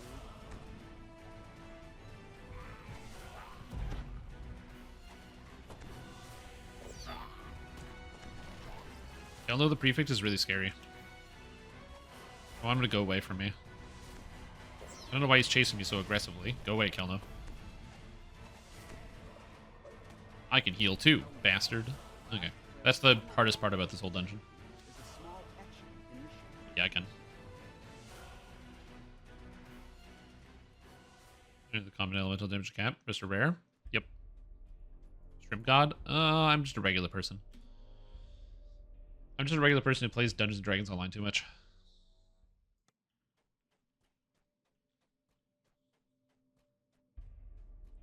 Why is GameStop trending on Twitter?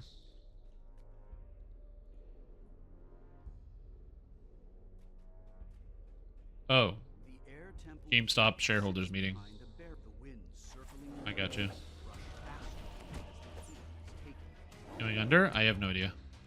I'm not bored enough to go look at the financial postings.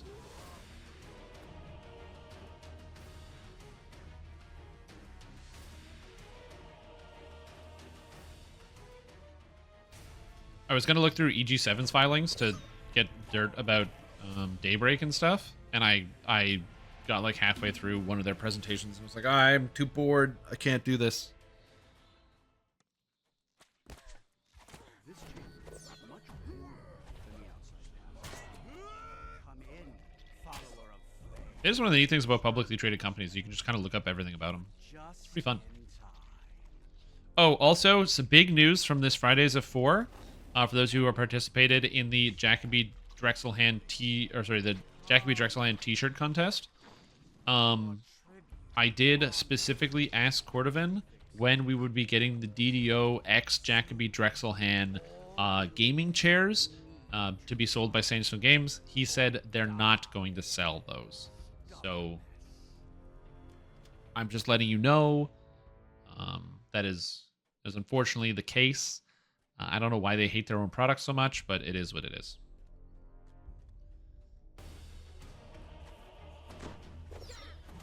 Yeah. I figured they could make a gaming chair with Jacoby Drexelhand on it, just take his face and really stretch it over the chair. I don't know. This contest is designing chairs. Yeah, we'll see. The air in this room is almost Do with all the... uncomfortably cool. Well, that's just it. What are they going to do with the stock? I don't know. They're going to have to liquidate it somehow. I assume Volcano is probably where they're going to put the stock to liquidate it. But we'll see. They already ordered like 30 million chairs, so the fact that they're not even going to sell them is kind of disappointing. And by kind of disappointing, I mean very disappointing. Okay, do you guys think I'm going to die to the cube? Vote now on your phones. Appearance of the water temple. Will Strimtom die to the cube? This small, the room begins to shake, and a shimmering wall appears at the entrance.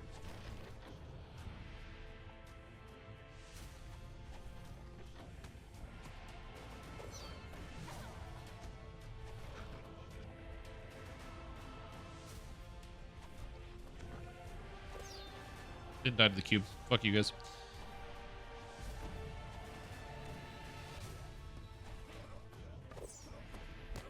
Die to the cube? More like live to the cube. Like in a tiny room. No, once all the ads die, the room opens up.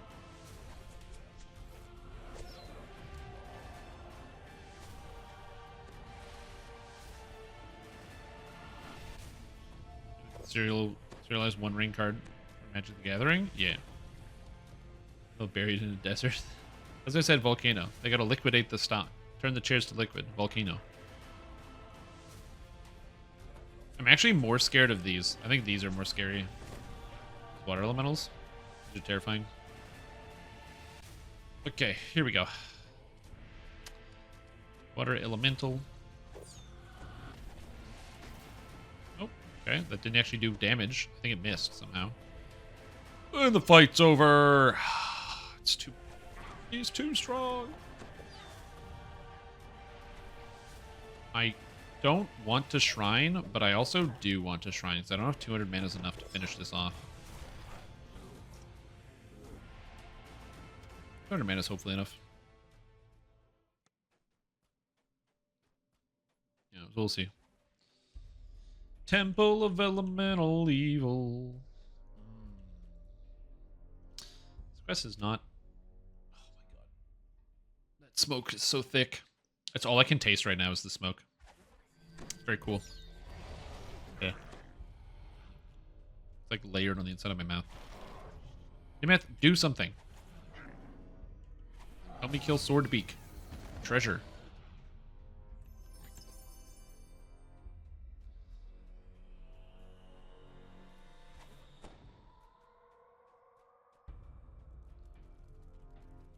Okay, these guys here. I entirely forgot about this pack.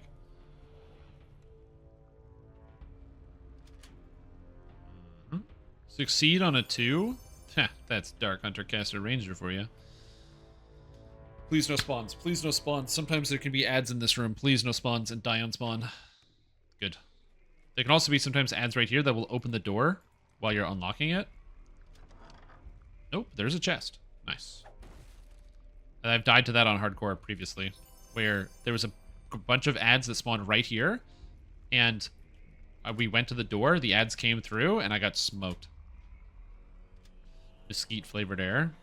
With the 4 barriers dispatched, the way I will say, so obviously the smoke is really heavy and it smells like poison, but when the smoke is lighter and it doesn't smell like poison, it smells like just campfire outside.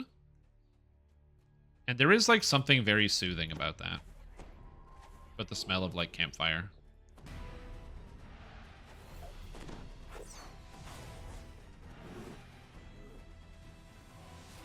I like how this big room with all like the mushrooms in it just got turned into nothing. It's just a big empty room now.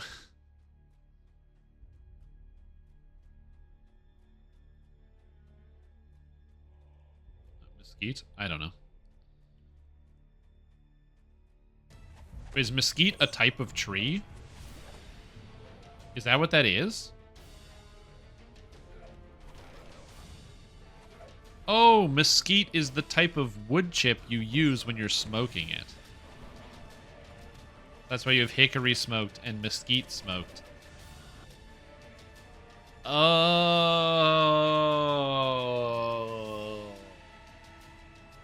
I was today years old when I learned that. Some of you might have also learned that too, but yeah, that's me. That is something I just learned. I now get it. That the different trees make different tastes. I get it now. Still love the smell of Canada in the morning? I don't. It's burny, man. I'm having difficulty breathing. It's not good. Again, I'm weak because I'm an asthmatic, so I have weak lungs. It is what it is. Trees are hard. Fact. Hey man, get the hell in here. Stop hiding.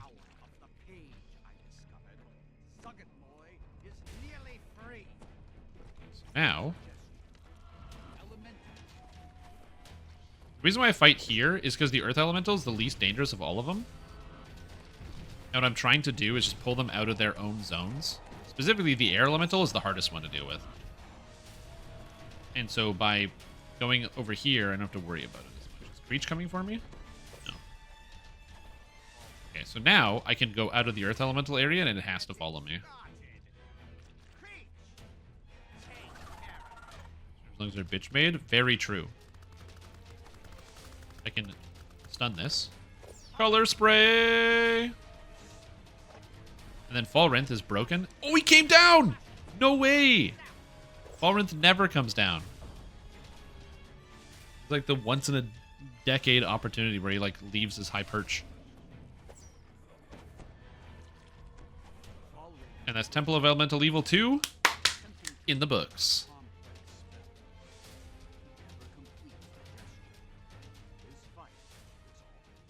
Easy game, you guys. Easy game.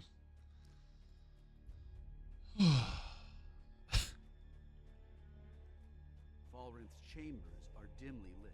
I just trimmed off my tree and put them in the fire pit. And it smells like mesquite barbecue. Falrinth's journals to be believed, the demon Zuggitmoy has nearly... Yeah, it's very rare for me. I almost never see it. And so I'll be like in an all melee party, and we're all just whipping throwing daggers at him, trying to get him to kill him. Trying to get him to come down.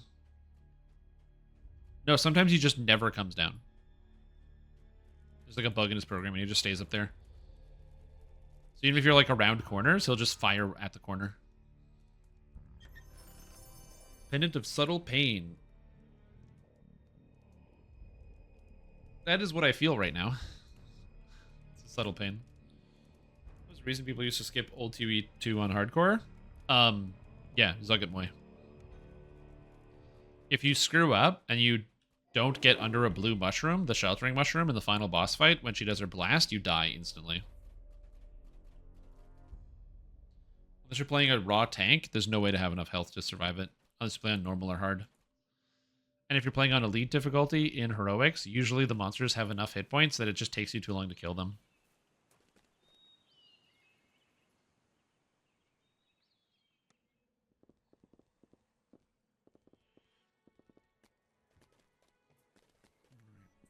Where's the kill epic characters on live? Yep.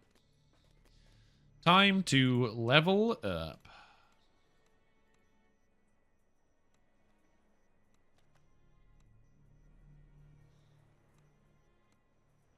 Oh, I get accelerate for free. I forgot about that. That's just something I forgot that you get. Instead of evasion, you get accelerate. So action boost skills. It's something that I want. I can put 2 points in action boost skills, and then I can save, and then I bank the rest of this. Okay, cool. That's good. Okay, I need a minute. I gotta do something. So, just gonna have to hang out.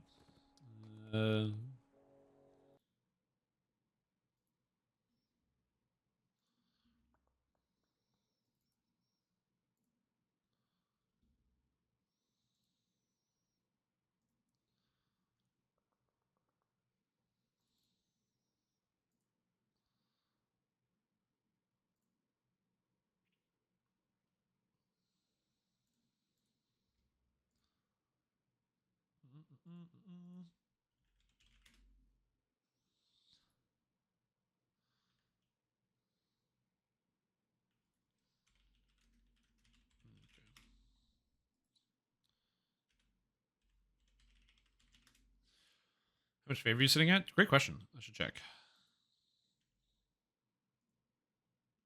792. 792 favor. It's not bad. Doing pretty good.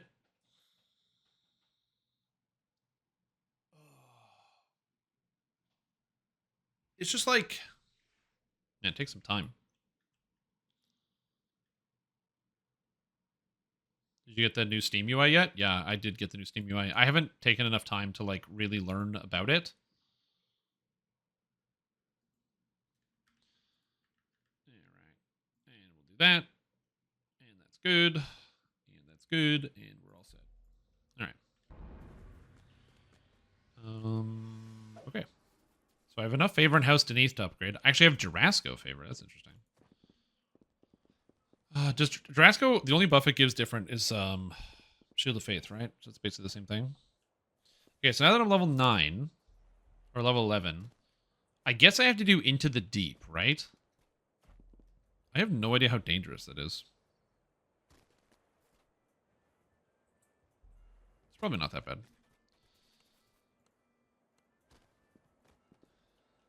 Sorry for interrupting. That's all good.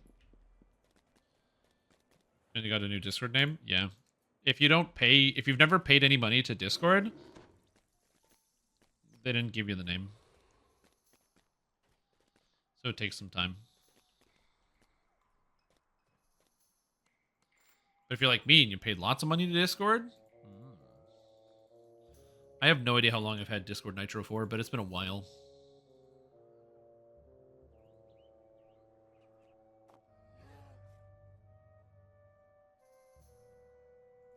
Natural Armor 4 Cloak, Reflex 4. That's what I want.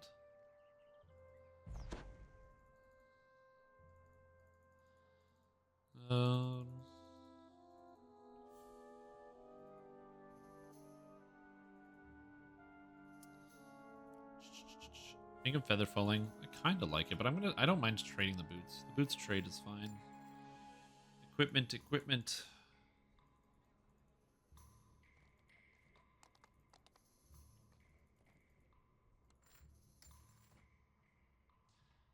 I can't put my favorite some sort of Uncanny Valley. Really? Did you get your name? Did you get Kentos 09 or like Kentos?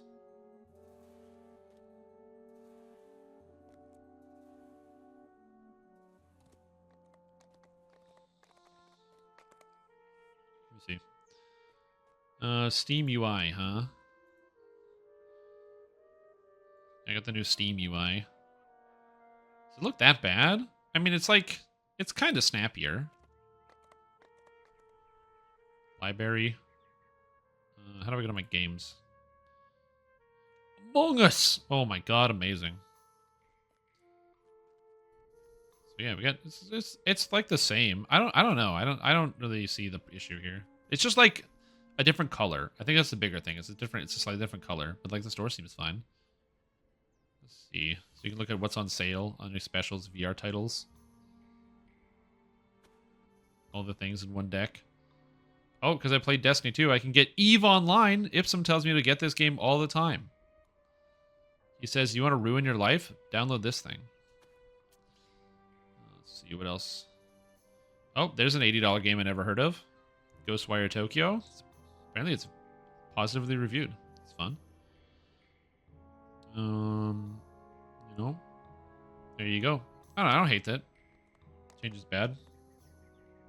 When you launch a game, also Steam Overlay is worse. Oh, I never use the Steam Overlay, so that could have an effect on that. Bade got my Discord name this morning. Yep. I got my Discord name millions of generations ago. I basically got for like first draft. I've been... Oh my god. Okay. Oh man. No joke. I have no idea how much longer I can stream for. I might only stream for like an extra hour. Because like just talking all the time is exhausting. The smoke is like really bad. It's just having to talk all the time. So we'll see. I'm very happy to be streaming right now because I have 170 viewers and that doesn't happen very often.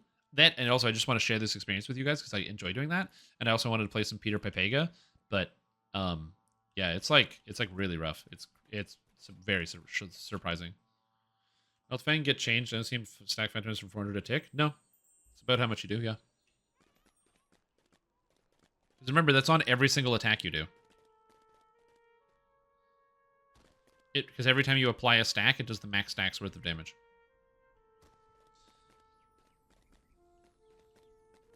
Pipega is greater than North? Correct. Peter Pipega and the crew took down Peter of the North.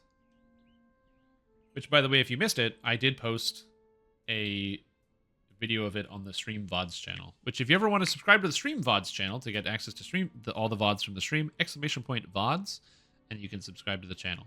Even if you don't really want to subscribe to it, remember that you don't get recommended videos based on your subscriptions, but it actually impacts my ability to monetize that channel, so feel free to subscribe to it anyway.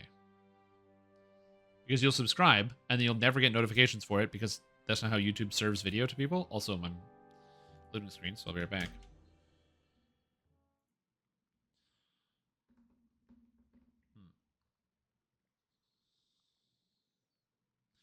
And you're all set.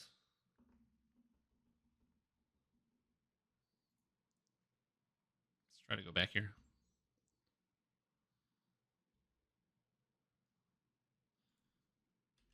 It hasn't been for me.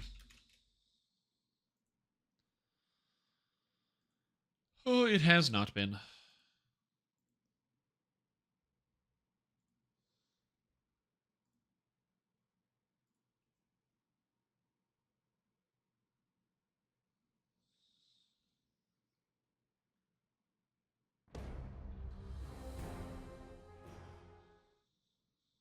I actually, it's probably been over a week since I've had to like reset because of that.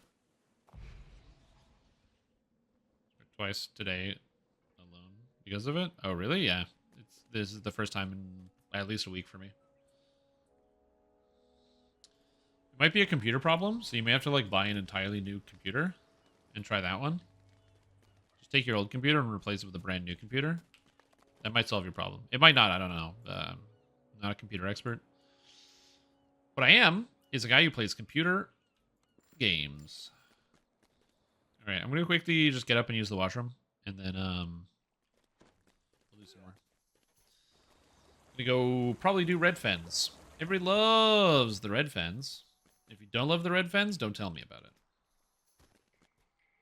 Although, so I'm not that shocked. Yeah, I don't really have a lot of problems with the DDO client. Some people have terrible problems.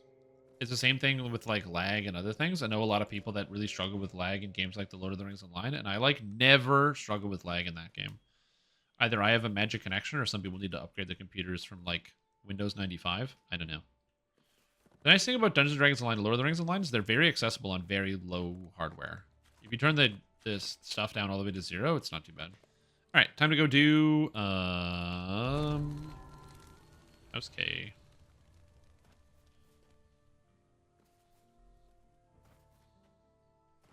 You're done when it's over. It gives another stab. Yeah, that quest never ends.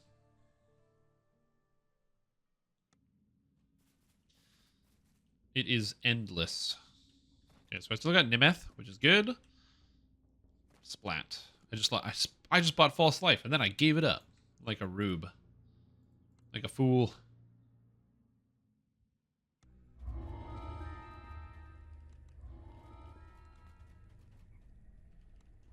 Okay, and this. So when I take 12, I will get an extra 4 points, which will bring me a total of 6.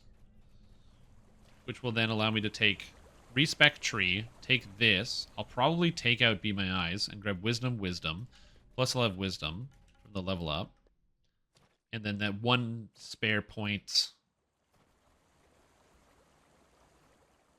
No, I'll get the point back, so it's 2, 5, yeah, it's the exact number of points. Oh no, I have 1 point, so I can then put 1 point into Reality Bulwark for an extra +1 to my saves. And then I will grab... I'll probably have to grab, like, Ring of Shadowblades sooner. And then after I have Ring of Shadowblades, then I beeline up Dark Hunter, grab Lupine Instincts, and then I finish off Dark Illusionist, I think. I think it's going to be the play. The turn order there. Because the rest of the stuff up here, like access to displacement, magical attunement, a lot of that stuff is like really good. All of these things are actually really good. I'm going to take all of it. But sooner rather than later, I need to get Lupine Instinct so I can have Search and Disable Device high enough to actually be able to do stuff. If a Dark Main, that is correct. So, Ranger doesn't get damage spells. So to be a caster Ranger, it's very complicated. Because I don't have damage spells. So I need Dark Illusionist to do all of that. So I'm basically just a bad Dark Illusionist. You can disable traps.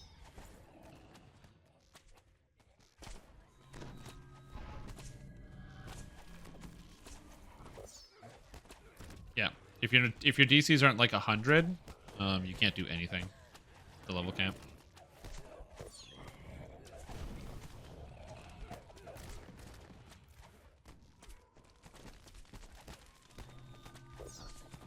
Yeah, so I'll be going up here, picking up the physical resistance rating, grabbing the bonuses to Magic Device, the wisdom. You can find shit in elites? Yeah. You kind of need everything.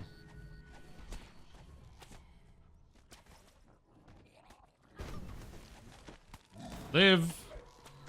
Move! I'm basically kind of just like playing healer. I run around and click on all the characters and be like, you need health? You can get some health? Here you go. Letting my minions do all the work. Let my minions kill this filth. He does have a lot of healing amp, which is very handy. The assault against Vircha slacks, yet Right. Hagen can now be seen destroying the village proper. Vircha shouts to you, "Stop those Sahagans! I will be safe until you return!" Whew. Sorry, I'm feeling it. Feeling the inability to breathe. It is complicated. Traps scale with skulls? No. Elite is where it stops.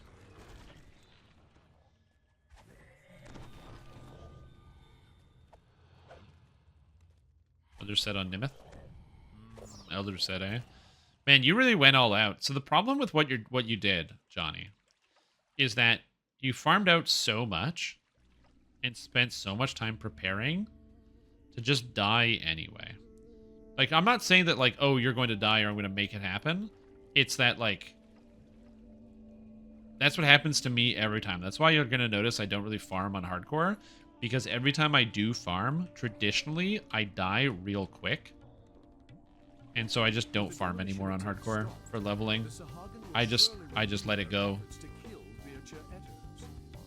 I've spent a lot of mana in this quest. Wow, okay. Also, I forgot we have somebody in the guild named Wimp Biscuit. It's funny. They did a good job. Fate Direct, does your items focus on force damage? Yep. As more Sahagin burst from the brackish water. I use Impulse Spell Power and Kinetic Lore. So the items I have for my spell powers, I have the Barovian Scepter. You get it for free from owning Ravenloft. It just gives me 40 or 69 to all my spell powers, as well as Spell Sight, which is increased spellcraft, which is extra spell powers specifically for force. Very cool.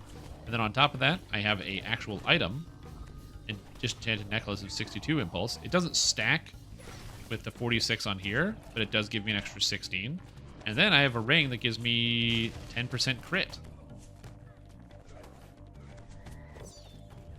That's how it works.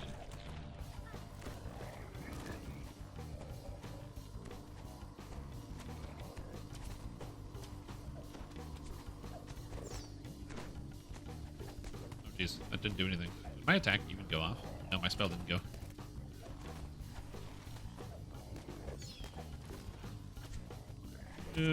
Stop killing everyone. I keep every single person alive. Oh! Spell crit under that ring, or is that it for now? For now, that's all I got. I don't have any more spell crit. I will get more later, but I just don't have any right now. This character can get a lot of spell crit relatively easily, which is nice. You use the Flame Cleansed Fury set in Sharn, which gives you 6%. And then you also use 3-piece Autumn, which gives you another 6%, for a total of 12% extra crit, on top of an item that gives you 30%, for a total of 42% increased crit. Plus, I get 3%, 3%, 4%, and then Angel of Vengeance is 2%, 2%, 2%. So I get a lot of crit. Still worth it for the fun you had? That's a good way to think about it.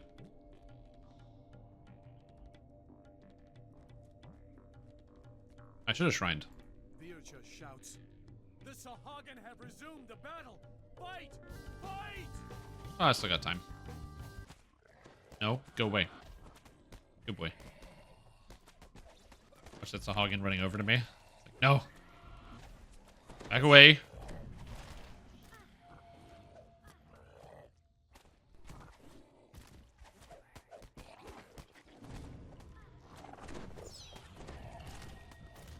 Everyone's right turn groups and summon another Nimeth.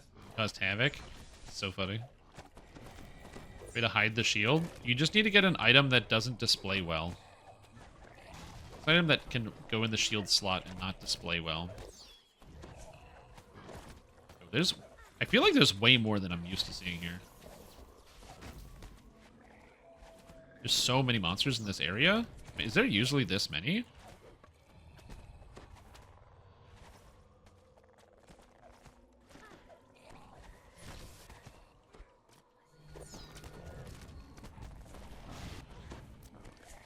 Heal the Raven Eye Hunters.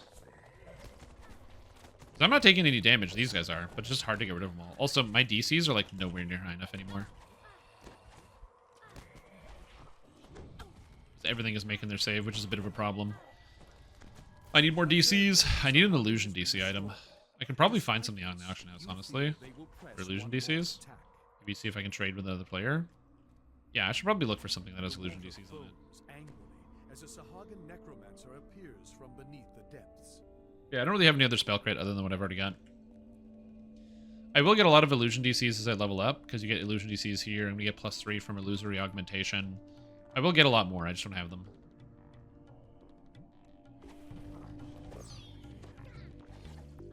Extra crits, I think you get more crit off of Fade Arc, but you lose some damage. Well, the benefit of the Tiefling tree is bypassing fire immunity, and fire is the most common immunity in Dungeons & Dragons Online.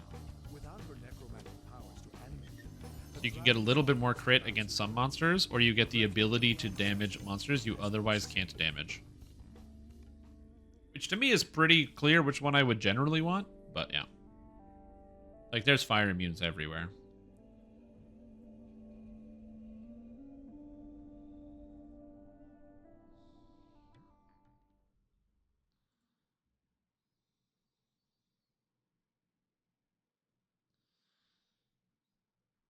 Yeah.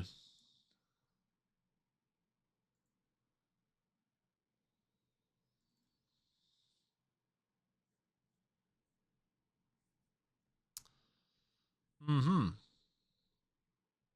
Okay. I guess it is happening a little bit more than I would be expecting. There's this getting stuck on loading screen. That is the second time it's happening, so maybe you guys are right.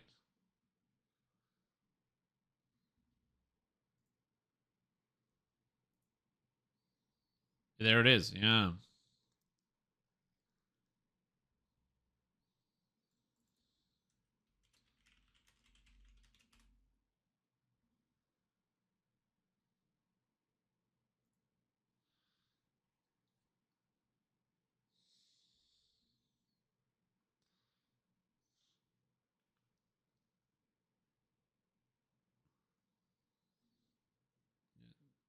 It was years since I ran into it. Yeah, it's been weird this past week. Very weird.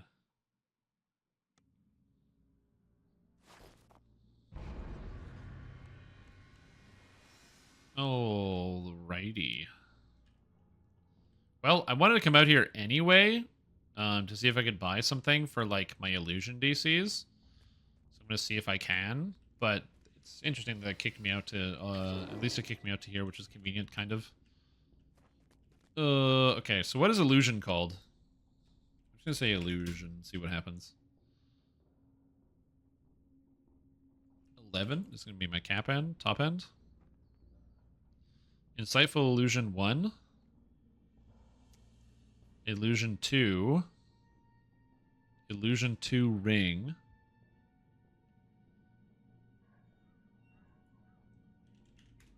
Can I get a spell focus 2 helmet? So my helmet sucks. So if I get a spell focus 2 helm, that would be good. Let's look up focus 2. That'll help. Warded of spell focus 2, invigorating of spell focus 2. Daunting, and intelligence 4. I guess the mana is probably the best option, so I'll take the mana. See how that goes. Not called illusion. The prefix is not called illusion. That is correct on goggles, but I figured I would want the insightful as well, and so this is fine. That's good for me. But anyway, the other reason why I wanted to come out here is because I wanted to get this melee hireling. I'm gonna say not eating anything for the 12 hours is hard. I'm only in the 3rd hour now. Yeah. Depends on the day. I can be good at it, and I can be not good. I wanted Mikhail the Pious. Mikhail the Pious is a special hireling that allows you to teleport easily, which is why he's one of the most interesting and unique hirelings in the game. He has access to the ability Dimension Door as a hireling, which means I can use it to skip a huge portion of the next quest I'm about to do. Elder's Focus. Well, if I get the other item, I might be able to use it for the Elder set, so we'll see. +2 illusion augment. Yeah, I live dread. I'm too high level for it. Illusionist? That's me. Let's talk about the movie, which I did not see. Yeah, when you have like a blood test or you have some type of test in the morning, so they're like, yeah, you can't eat anything for 12 hours. And you're like, oh. But I want to be eating things for 12 hours. Minor change? Ugh. It's the worst. And you need to drive there? ridiculous. They should come to you. For Flickering that razors price, now they show should come that to you. this marks the beginning of the fire giant's territory. Come on, Doc. Just drive over to my house and strap me up. Take the blood. Can't you just mail the blood? Also, goodbye, Sledgehammer.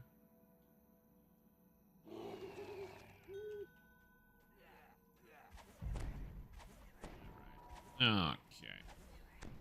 It's also another thing. I didn't take any of the bonuses to, like, spell DCs either. I will. This character does take Spell Focus Illusion, Greater Spell Focus Illusion, Augment Summoning. Do I take Epic Augment Summoning? No, I don't. I could. Oh, damage. Oh, yeah, he is. Ancient Magma Brute is the most powerful character ever. I am in love with hardcore.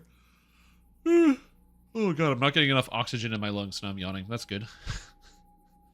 As my body was like, hey, by the way, dude, you're dying slowly. Silence, slaves! Curse you and your insolence! Hey, man, I might be insolent, Your master! but... What was the other thing you said?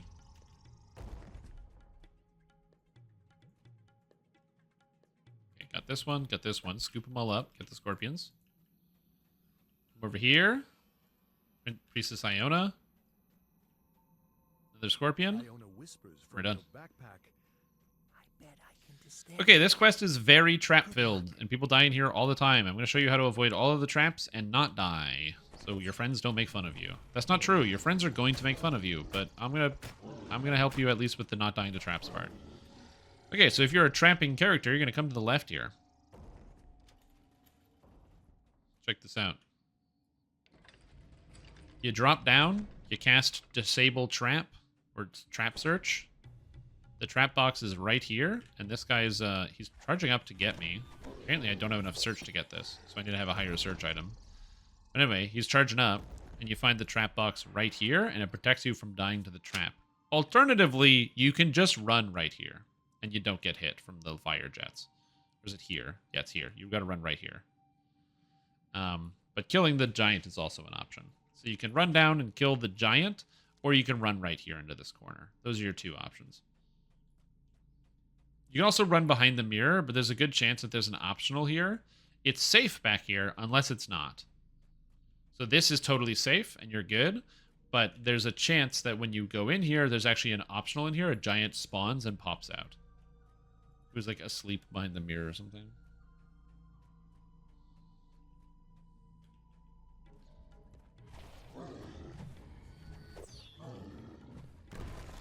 Iona whispers. Lower Ultra Alt. The third one, and already shot apart the pursuers and got like 5 Reapers. Classic move. I like how that guy ran over to activate the trap. Like, that was a good idea. So I'm kind of worried about this section, just because I don't have a lot of good ways to deal single target damage, and I have to be able to kill the nesting scorpions quickly. They have the constant healing effect, so if there's too many of them, I can't kill them. Scorpion is spotted. Iona whispers. I gotta figure out how to do that. I sense many bandits near. If you can activate my staff on an optical See how this goes. you can I'm also going to need to be very aggressive in terms of the shrine usage because of how much I'm going to need to spam. unnoticed, or the magic won't work. With a group, it's not that bad because you just kind of have everyone attack at the same time. Solo, it's annoying. If you have reasonable single target, like as a melee, it's also not too bad. Guardian has noticed you. But I need to be able to kill...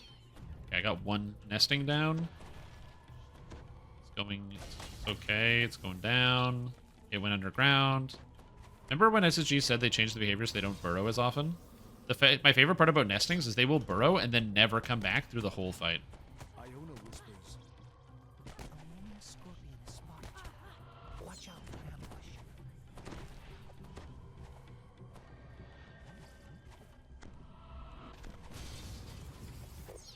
Alright, nice. So now I can get both me and Nimeth to use the shrine, and using the shrines here matters a lot. Also, Blackjack was slain by a Hezru! Damn! Also, it looks like they beat the quest without anyone dying. What do you call it? What goes up on Reaper? So good job to those guys. They did great work. I'm gonna try to sleep. Yo, take care, Kentos. You need for 3 hours? Have a glass of water, dude. Water will solve your problem. Water always solves my problem when I'm feeling kind of hungry.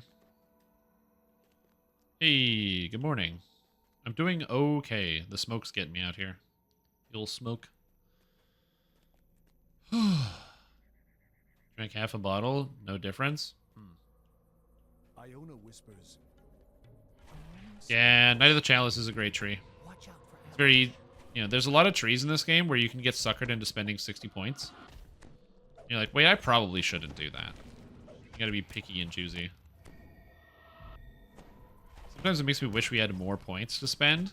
Although, apparently, we might be getting a new tome, like another Universal Enhancement tome or something, in the future, because the Universal Enhancement tome that used to be called Universal Enhancement Tome has been renamed to Universal Enhancement Tome Sharn, which will make it easier if you have a +2 on your Universal Enhancement tree points.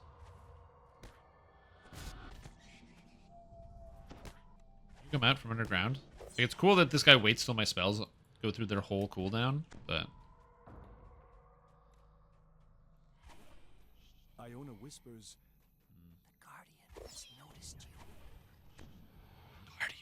whoa!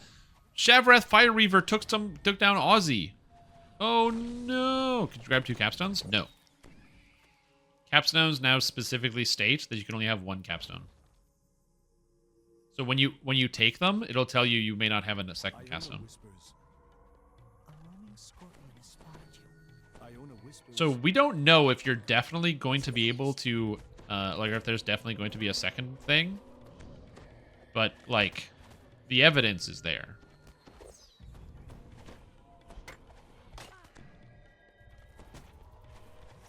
Got one. Okay, nesting scorpions coming in. Okay, it's dead. Good. All the nesting scorpions dead. Nice.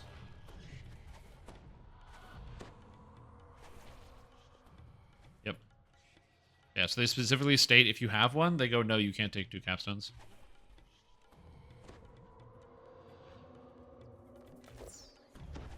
And it seems dumb to, like, sit here and try to focus on these stupid scorpions, but I just wish I could do more damage directly. Iona whispers. There we go. Because the little scorpions don't even matter. Fortunately, there's a shrine here, surrounded by giants, but the giants can be easily crowd controlled and then taken down. Good.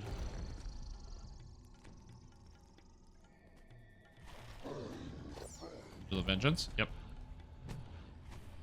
Yeah, it's really easy to spend like 100 points in this tree. Fortunately for me, I don't need to take... Oh, why are you dying? Why are you dying? Oh, Nimeth, why are you... Oh, there's like 3 scorpions and you can't fight them. They're too hard for her. To be fair, they are not the easiest things, but... Alright. Let's crack it up here. Hello. You're going to use that too. Yeah, you got crit, which is obviously good. You've got the mana back when you crit, which is amazing. You've got Scourge, which is just 30 spell power for 3 points, because you're always casting spells. So, literally 30 spell power for 3 points, which is amazing. So I'm definitely taking Scourge. You know.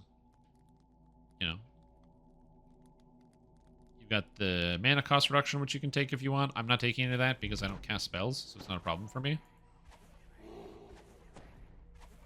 But I'm definitely going to be taking Just Reward. Gives me so many spell points because I get a lot of crit. Iona whispers. Like, I don't do that much melee damage, but at least I can technically hit, and it slows down the regen the tiniest bit. So much health. Die. Okay. Even doing AoE damage doesn't matter because their heals are AoE. It's very annoying. Ever played this game before? Watch your stream and have a chance? Yo, thanks, dude. Appreciate it. I hope you do give it a try because it's free to play. Dungeons & Dragons Online costs you $0. You can go on the computer and you can go to DungeonsDragonsOnline.com and you can get the game $0. It's crazy. Also, if you're like me and you happen to live in Canada, which is on fire right now, it's a bad idea to go outside. There's lots of smoke out there. It's going to cause your lungs to collapse under the pressure. So good time to stay inside and play a new video game this weekend. While this video game might be an old video game from the year 2006, you know what? It's still good. Any tips for beginners? Tips for beginners. Yeah, a couple tips. Let's see what we got. Come on, Strim, right? Go through the brain. Have fun. No. Good tips. Couple things. So the stats on items don't stack. So if you have two items that both have the same stat on them, they don't stack together. Only the highest applies. So if you like see two items that give you the same stat, so if you're like, oh, I'm playing Barbarian, and I think I want to be stronger, so I need strength, putting two strength items on does not make you stronger. It only needs the highest one. Actually, another great tip to get started is use hirelings. When you start the game, once you finish like the intro quest and you get to your first town section, there'll be a guy in the town that's a hireling vendor, and they will sell you a contract where you can hire someone. This is my hireling. They're like a companion that helps you in your adventure, and you can read the different descriptions and pick the one that you think fits best with you. So that's also cool. Another tip, if you decide to play as a spell caster, spell points, your mana doesn't come back when you play. It comes back when you rest, which you can only do at certain points during adventures. So just make sure you're careful about that. And like have fun. Sounds good.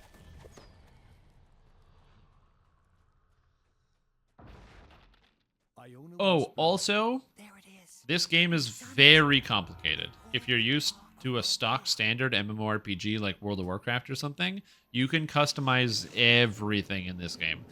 For example, I'm a multi-class. I'm a ranger and a favored soul. So the game is very, very complex, which might sound intimidating, but it also means there's a lot to learn, and you can make your character very good. Where I was going with that is that it may take you a little while to learn everything, and your first character that you make may not be your best character, so just keep that in mind.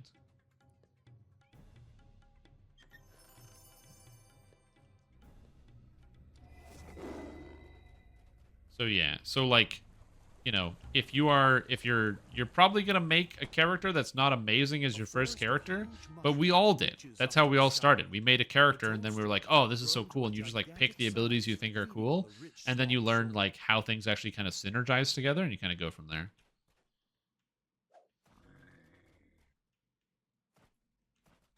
So yeah, you customize everything. If you don't like games with heavy custom character, if you do not like video games with heavy character customization, you might struggle to like Dungeons & Dragons Online.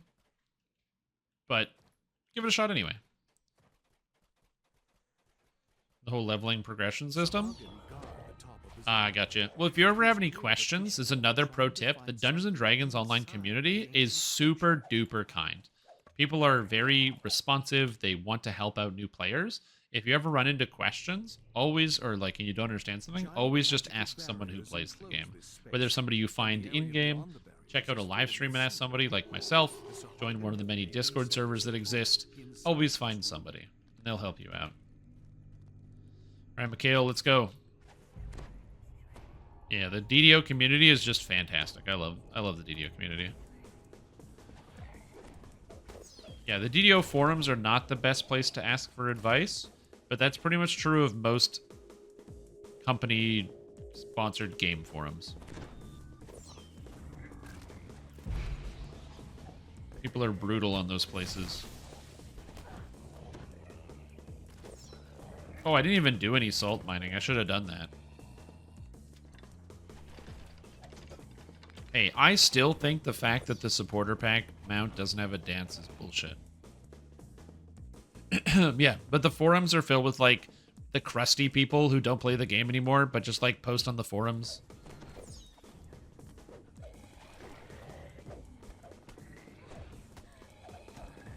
What are you gonna do?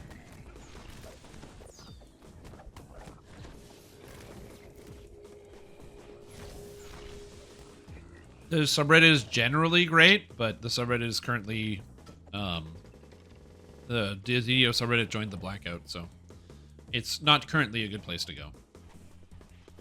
The bodies of dead Raven Eye slaves litter the floor.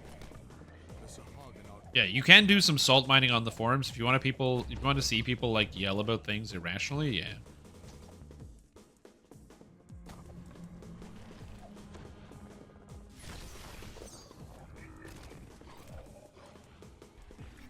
Threaten to remove all mods. Yeah, but wouldn't their website just fall apart with no moderation? Question mark.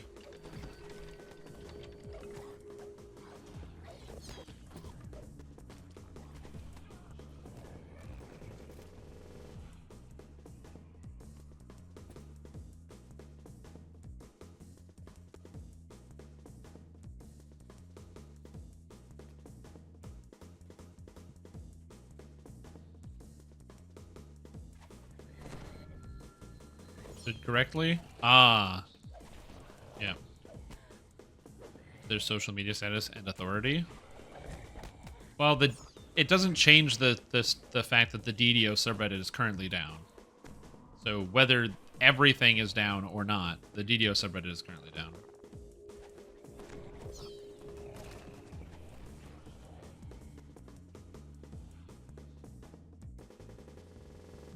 But yeah.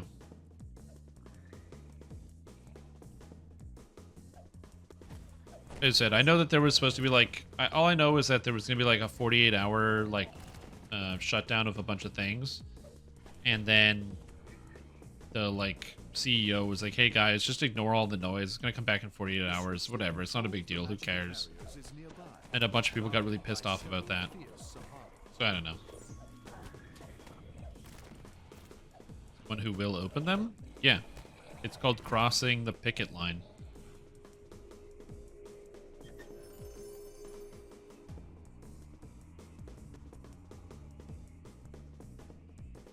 magic barriers vanish, releasing a wall of water. Anyway, so the reason why I got Mikhail the Pious there is because he cast Dimension Door. You cast Dimension Door before you pull the lever. I should have explained it. And then what happens is the Dimension Door exists even though the water comes down. And what you're supposed to do is you're supposed to then swim through this whole quest and do this entire secondary section and come out from up here. Instead, we're just back at the beginning, which is actually the end of the quest. So it's very convenient.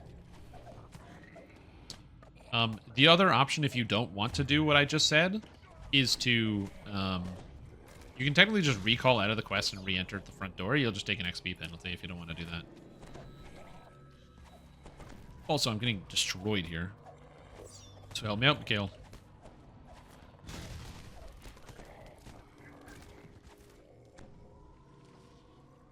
Chicken and spinach pesto pizzas for dinner. That does sound really good.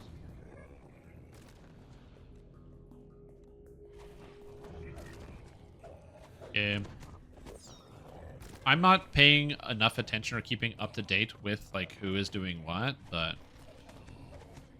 I guess, like... Why would somebody be out there wanting to jump up and, like, just suddenly moderate some subreddit that they didn't do before?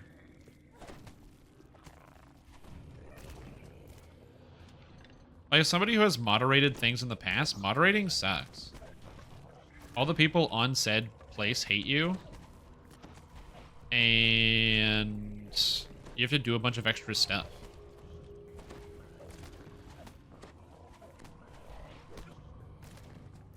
Why would you ever want to moderate A something? Sahagin wizard sifts through the remains of a smashed container.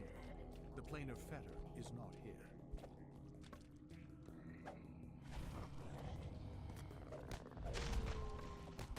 And maybe there's just like... There's obviously like a big piece of the puzzle that I'm missing, but... It's fine. You have to be careful. Don't go to the sides of this room if you're doing this. Because the sides of the room are very, very dangerous because there are traps all over it. Power tripping reasons, I guess. I mean, if the answer is that, you know, people are that shallow that several moderators are entering their blackout early because they just can't stand to stay away from their little, their little feelings of power and dominion over other users for like a couple hours, then, you know, it is what it is. And the Sahagin have taken the magical device. And if that's why people would also do it, again, maybe I just have like, not so much a fundamental misunderstanding, but I guess I just have a disappointing, or sorry, I'm easily disappointed by the human race sometimes. Which I guess a lot of people are. Again, I have no idea. Sahagin guard the top Yeah. of the I've been... It's clear that I'm only one fishermen are person, trying to but find some I have been doing my best not to use ancient Reddit for the structure. past few days, and I will say that, because I haven't used it since like they started the blackout, and it has been very, very, very difficult.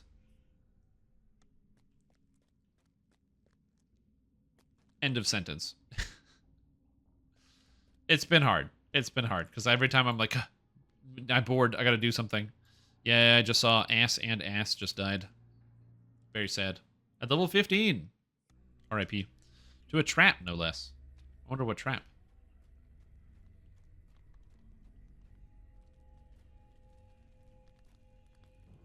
Anyway. Crane Claw. Dude, you're supposed to give me an item from the area. Man, I'm getting unlucky. This character's not getting that lucky. False Life 17's okay, I guess. I'll take a Necklace of Venom just in case. It couldn't be red. Important note, as somebody who uses some of the third-party apps, and also who thinks that big companies can suck a massive ding-dong, I'm in support of the blackout.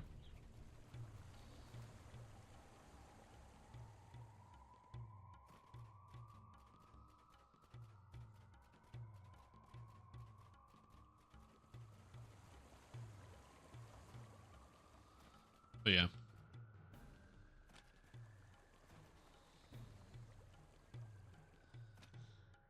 Like, a lot of the website, you know, is basically propped up by several third-party tools that allow people to do things easier and faster. And then they're like, yeah, so now, even though a lot of people put in all this time and effort, we want you to pay us millions of dollars to then maintain these tools that then are basically the basis for why our website is even as popular in the first place. User information worth the delay? Well, that's the reason why, you know, blackouts and these sorts of things work, is because people have, when you know, it sucks for all the users that want to use the thing because now it's gone for them. But then on the other hand, it's like, well, how else are you supposed to change anything unless you actually put you have to put pressure on people to get an actual change coming through. Aren't the reason bread is popular? I never heard a single one. No. You're missing the point. Okay? You're missing the point. Right? Is that if the implication is that a lot of people who are doing content moderation on the website are using third-party tools to assist with content moderation, and then the people that are using those tools won't be able to do that thing, then the website is going to suffer in terms of content moderation. And that's going to make the website worse for everybody that uses it. I don't think it's that crazy. Find the two elemental prisons that bind the palace protectors. Only then will you be able to reach your objective. Wait, for free? Yeah, exactly.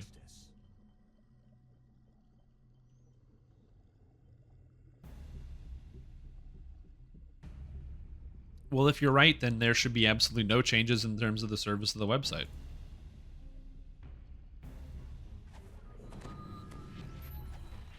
And no one will be affected.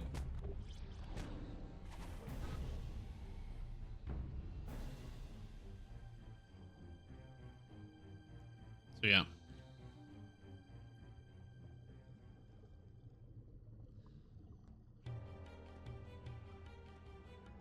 I've been constantly followed by bot accounts, at least 2 per day. There you go.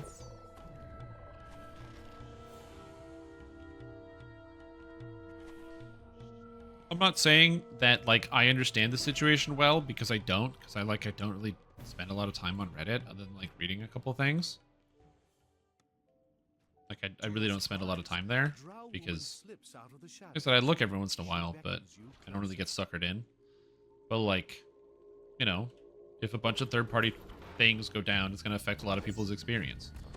You know, if like you have a few third-party apps where like 5 million users per day access the website, and those users change, and some of those users happen to be moderators or people who do other things, it's going to affect the quality of the website in the short term. Who knows? Maybe everything will balance out in the long term, but you still have the short term.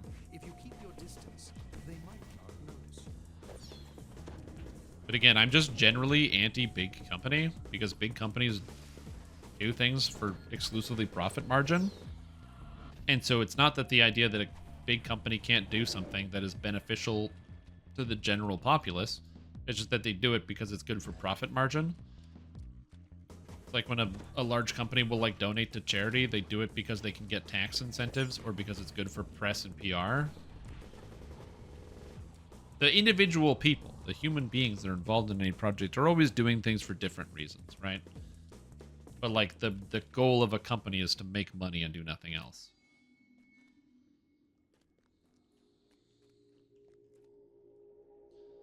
In other words, because they rely more on customer relationships? Yeah, exactly. That is correct. A smaller company is more reliant on the individual personal relationships, whereas the bigger company isn't.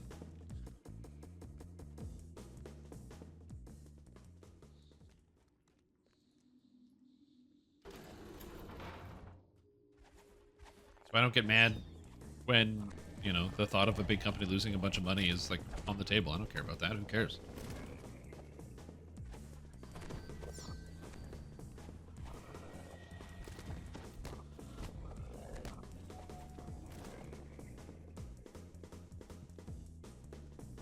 Make me mad. I don't get mad about it, the things. It's just like, you know, I'm not going to shed a tear.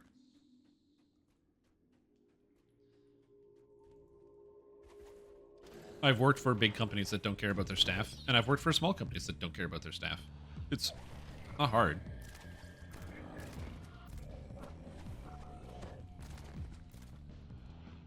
I just don't generally like big companies because, like, they can more easily distance themselves from like the real people that they affect with their decisions, whereas smaller companies, it's harder for them to distance themselves from the real people that are affected by their decisions.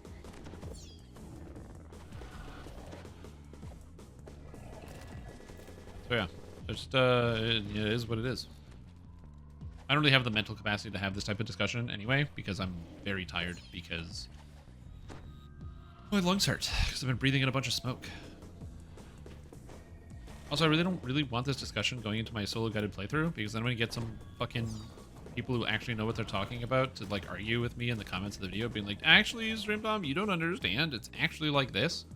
And it's like, I don't really care. Like, I'll read it, but I'm not out here to, like, get into a fight with anybody. I'm just tired. And the app that I use to go on Reddit is going to shut down at the end of the month, which means I'm probably just going to stop using the website.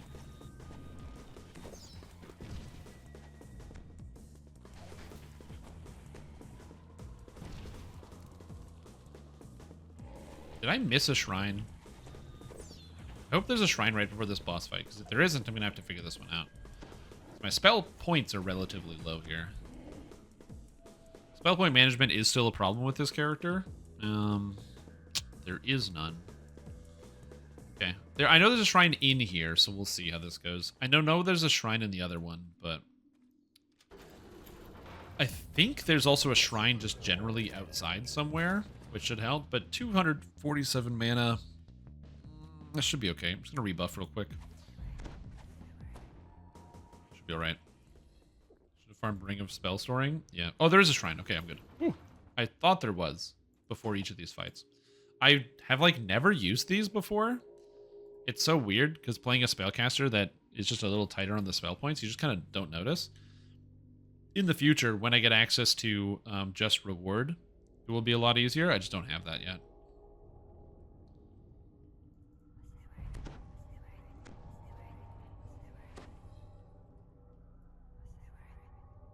didn't get the spell. Alright, let's go. Here we go.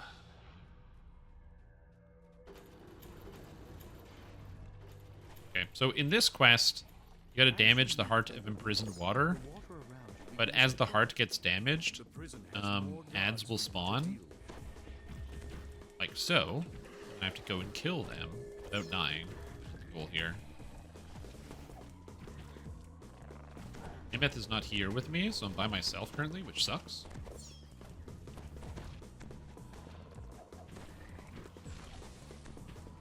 A lot of circles, which I don't like. I do not like how many circles there are. Okay, Fortunately, I have aggro on most things here, which is alright. And the AoE is not too bad. Ooh. That did not go that bad. That was pretty good. Now we destroy the imprisoned Heart of Water. I don't think there's a third wave, but there could be. And then, because I can, I'm just going to shrine right away immediately after that, because there's another shrine right here. I don't know why they give you a shrine before and after every fight, but I will take it because I do need it. I've said this before, but like, a lot of quests actually do have an appropriate amount of shrines. It's just that a lot of people don't use them. When people think about spell point conservation, they oftentimes are talking about their spell point conservation with regards to finishing a quest without having to shrine. Not in all cases. There are some people that really struggle with, spell point conservation and trying to use, get it through a quest without using too many, or not without using too many shrines, but without like running out of spell points just generally, even including that. But like I said, I know a lot of times it's people trying to do quests without having a shrine at all. Which is mostly what I do, is trying to do quests without having to shrine at all. This, dude, I'm gonna need to shrine like 4 times. And I'm okay with that. It's fine with me.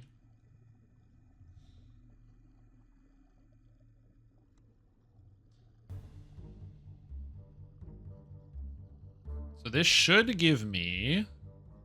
Oh god, there's a lot of monsters following me. Oh god, there's so many monsters following me.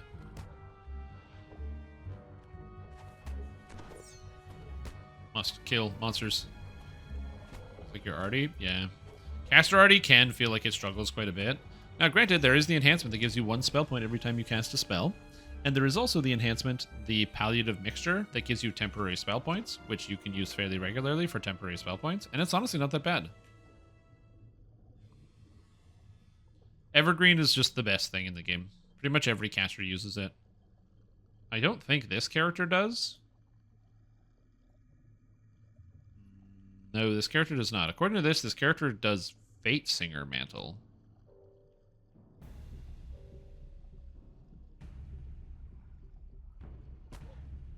That doesn't sound right. Well, it's good enough, I guess. Oh, because you need illusion DCs. And so you have to take an enhancement tree that has illusion DCs. Right. Because the other option instead of Fate Singer was Shirati Champion, and that just didn't feel as good. I guess technically instead of Shirati Champion, you could also take, what's that one?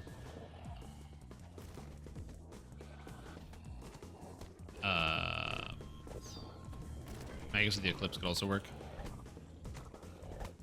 Yeah, Double Ruin feels very satisfying. I kind of love Double Ruin. When I heard about Double Ruin being a thing, because on the preview, I was so excited because my first thought was Artificer, because Artificer gets a lot of force spell power, and you could go Electric with Artificer, Caster Artie, and then just blast out these like huge tactical detonations, huge chain lightnings with double Lightning Ruin.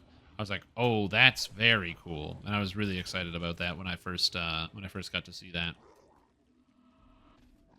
Major point of excitement for me. Ooh, what?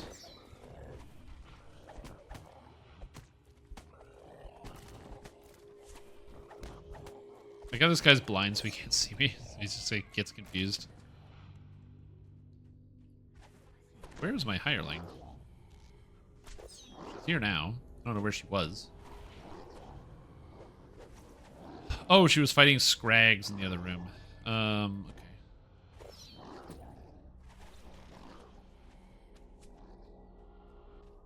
Yeah, chain casting Ruin is just super satisfying, dude. Super duper satisfying. I love it.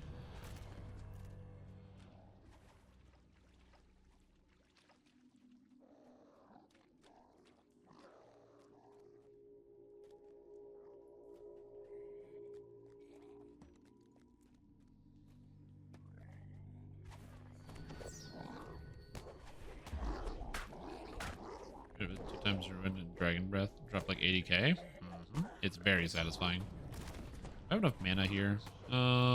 Wish these things didn't heal. Stupid trolls. To stop the trolls from healing, you need to hit them with acid or fire, and then they can't heal it. Actually, it doesn't work in DDO. In DDO, if you hit them with acid and fire, they still heal. They just take extra damage from acid and fire instead. It's kind of funny. It's also funny because the troll healing doesn't scale either. Trolls will heal for their like heroic amount in epics. So like epic trolls barely heal at all. It's like, oh, they have 100,000 hit points on this troll. Cool. It gets like 25 back every second or so. Like, well, that doesn't matter to me. Blow them up.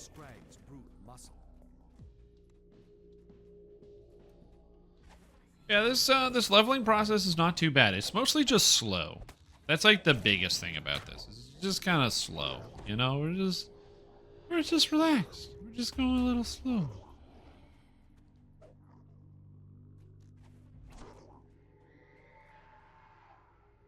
Oh, there's a shrine here. Okay, I saw it. I was like, I'm hopeful for a shrine, but also I don't know if there is going to be one. Slow is smooth and smooth is fast. Yeah, sometimes, yeah. Nimeth, stop dying, please.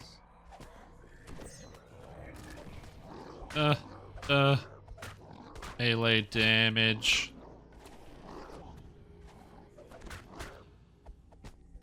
Yeah, melee this guy. We're like so down with basically no resources. Gotta turn to melee damage. I'm also gonna have to farm cards on Invitation to Dinner because I can't do double golems. I'm gonna run out of mana. Which is really funny to think about.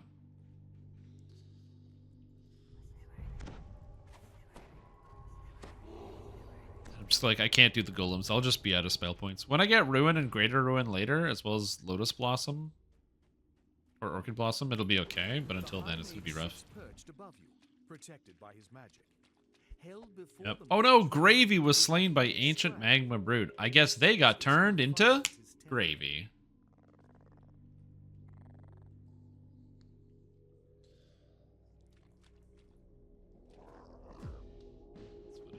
Very funny. Please clap. Oh, thank you, horse. I always count on you. Are you blind or no? Oh, it is blind. Yeah, okay. Good. The High Mage's concentration falters, and his personal shield and the barrier to the north vanish. You can take the fight to him personally. It is satisfying to know that like 15 people die to Ancient Magma Brood every day. High Mage of the Depths. Oh, gluten-free. Is there gluten in gravy? Probably, right? They rue the day they chose the name Gravy. Oh, you guys. Rue. Oh, you guys.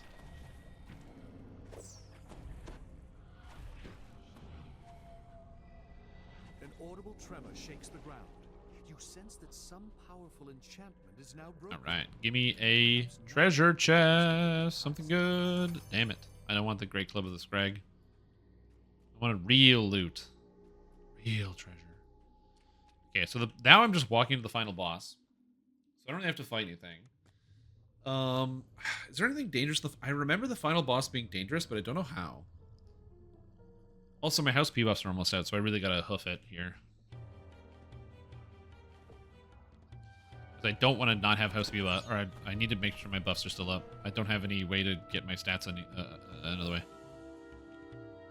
The shrine before boss? I don't need to shrine though. Von 3 Beholder every hour. A lot of people died of Von 3 Beholders, man. It is what it is. I gotta hurry. Hurry, I only have 8 minutes left on my buffs. Hurry. Am I being chased? No. With the elemental prisons destroyed, the Water Guardians have abandoned their posts at the palace gates. You can now enter.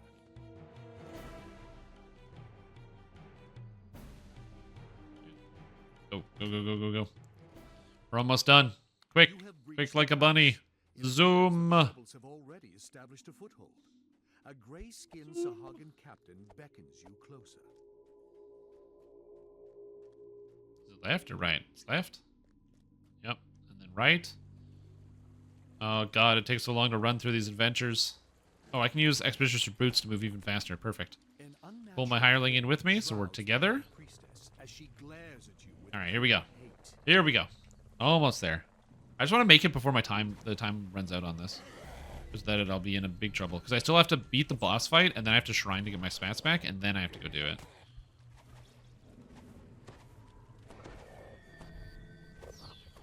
Okay, those are dead. Good.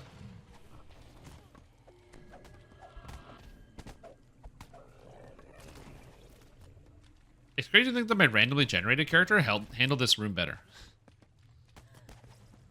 I mean, admittedly, I did have like a couple other people with me at the time when I was doing it, but still. Okay, one of these. Oh, got him. 500, nice. Melee, we're good. Get this guy. We got Scrags coming out. This is the second last phase. Then we have Big Boss coming out. Oh god, that guy's textures. He's so texturous. Oh god. Okay, he's dead. I put you out of your misery. The meth is cleaning house, so she's doing great. Okay. Priestess of Depths is almost done. There it is. Okay, so I'm gonna destroy this waterbound servant. I don't want to get smoked by these, because that'd be bad. Hello. I don't remember what you do, but I know it's dangerous. I don't remember what it is. Is it an instant kill? I have Deathlock. What if it casts Destruction? What if it has negative levels? No idea. Not dead yet. The High Priestess Oh, got it. lies Let's go. dead. Get the hell out of here. Demon within roars with frustration. Unholy Blight? I don't remember what it is. I think it's Unholy Blight. When you play as like a good character, and then you just kind of get blown up by it. Which can happen. Okay. This. Got a Holy Bastard Sword of Construct Bane. Kind of interesting. Very reminiscent. Don't loot the treasure pile, stupid. She looted the treasure pile. I wonder what she got. Hirelings. One point of video, you said hand wraps are the best weapon in the game. Why? Oh, because it just hand wraps count as 2-weapon fighting while you're using them. And for 2-weapon fighting, normally when you make offhand attacks, your offhand attacks double strike at 50% of the rate, but they're only one weapon, so they actually double strike at 100% of the rate. So you can have 100% offhand double strike with hand wraps. Also, the actual monk attack animation animates faster and hits more often than other weapon types. Your next build guide? I don't know. I keep telling myself I'm going to, and then I don't. I actually have literally 4 full builds I can just post on YouTube. 5 actually, right now. I just haven't. I don't know. Need to get back in the groove. It's like weird. You stop doing something and then you have to like start doing it again. You know what I mean? You have that momentum and then it goes away. Oh, that's why I'm trying to do more things.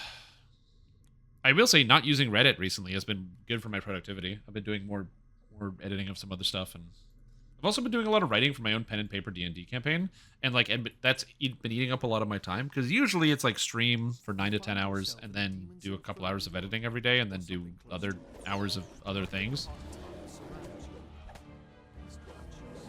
Can't beat me. I'm too powerful. Very good. But I've been spending a lot of time doing like writing, creative writing. Fighter, drow, short sword build, monk or paladin. Do monk, paladin, combine them. Do both at the same time. Do an 18 sacred fist, 1 favored soul, 1 monk. Get the monk stances. Get the favored soul going. Soul stealing armor. From atop this overlook, the Sahagins' underwater base is Search clearly and disable visible ring. in the Bracers of the below. Claw. Ring of the Mire. Well, this item is just bad, but this item is con and fortification, which is just good. So that's cool. What do you need for legendary elite? That depends on the content. So for early legendaries, you're level 30 to 31 legendaries. For reflex saves, you want like 80 to 85 depending on the monster. Fortitude 90 to 95, will save 70 to 75, somewhere in that range.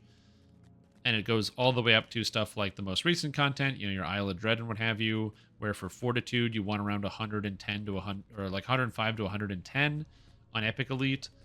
Reflex save, you again, same thing, around 105 to 110, and then will save around 95 to 100.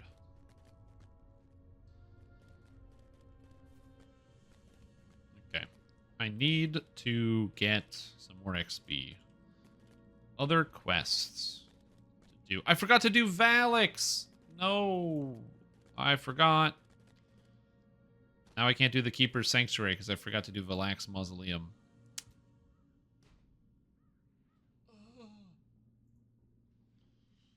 How about Sunder? It's a Fortitude save, so it's the same thing. Whatever I said for the other thing, for Fortitude, is the same thing. I can't do Threnal. Threnal, the first Threnal quest is level 8.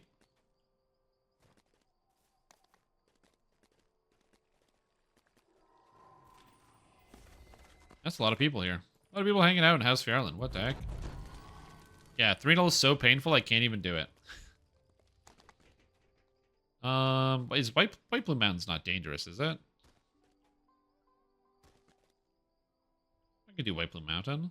It's just the crab that's dangerous, right? Church in the Cult's not dangerous? I'll do the Church in the Cult. You know what? There's a lot of traps in there. A lot of people don't know how to do it. Let's do Church in the Cult. I need the quest to do the quest.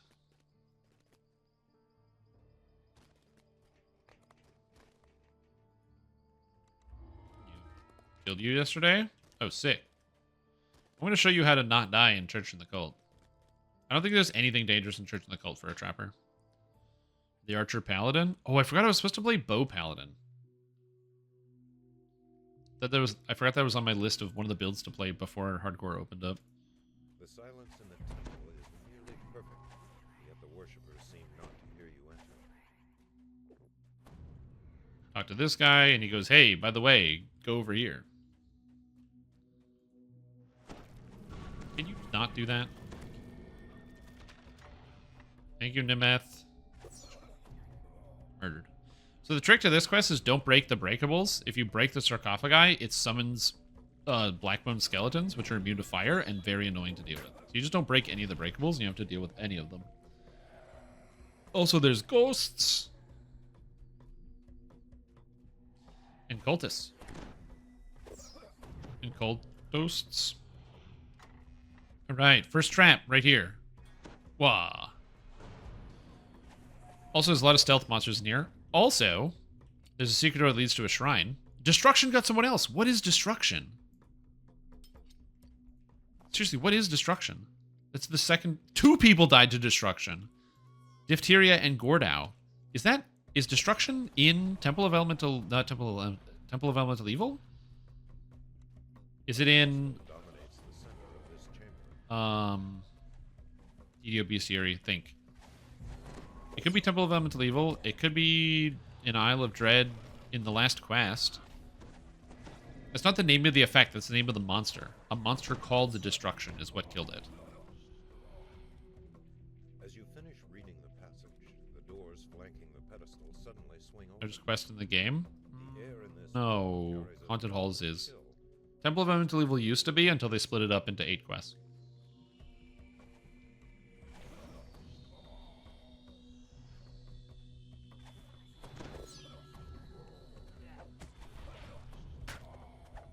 Yeah, so it's probably Isle of Dread. It was 2 quests. Yeah, they split it up recently, actually. Put on the search item, then put on the disable device item, and we're all set. Fortunately, my spot is higher than my search, but this is where I'm getting to the point where it's like, okay, I actually need to have, like, the ability to search these things. And so that's why I wanted to get the, this is why I'm trying to get up to Dark Hunter up here.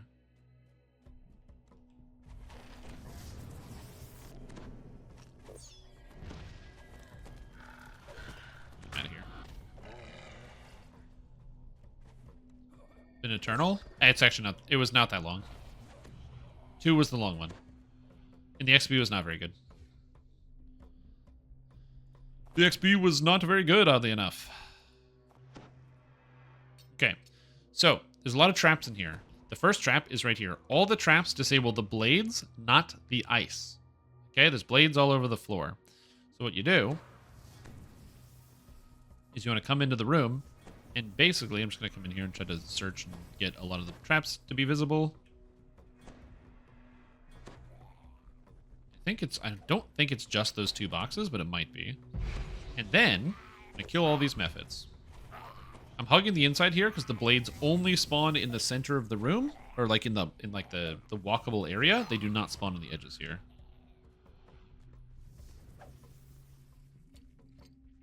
If you also need another shrine, the other shrine which you can use is here.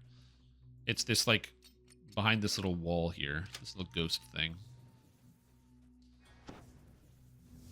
It's good, yeah. That's it. Yep, and then we're all set. I can leave here. I have to do this section, and then I'm done. That's this part done. In fact, that kills you an Isle of Dread if you AFK in some quest. Interesting. They got destroyed. Maybe it was people skipping stuff. Also, Safina, unfortunately, who's leveled 18, died as well. Dark Hunter subclass alone. Yeah. So Dark Hunter is super duper strong. Important note: the tree is not the best for damage. It's great at utility. So in a group, Dark Hunters are really good using the actual Dark Hunter tree. But like solo play using the Dark Hunter tree, it's not nearly as good.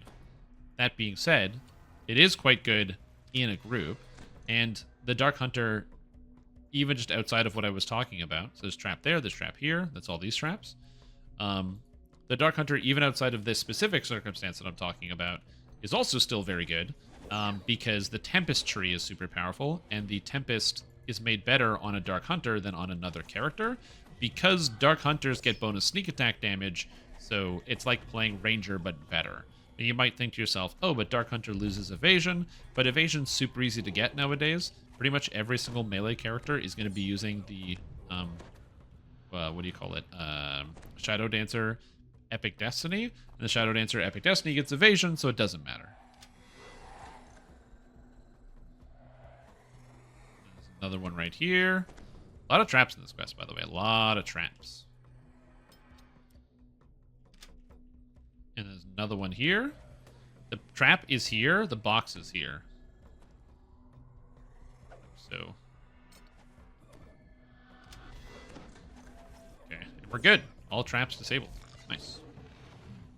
Dark Hunter Sacred Fist. I haven't played a Dark Hunter Sacred Fist, but you could if you wanted. Why did I use my skill boost? Oh, I did.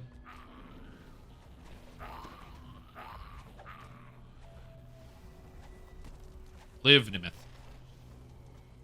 Alright, that's good. How do you sneak attack when playing solo?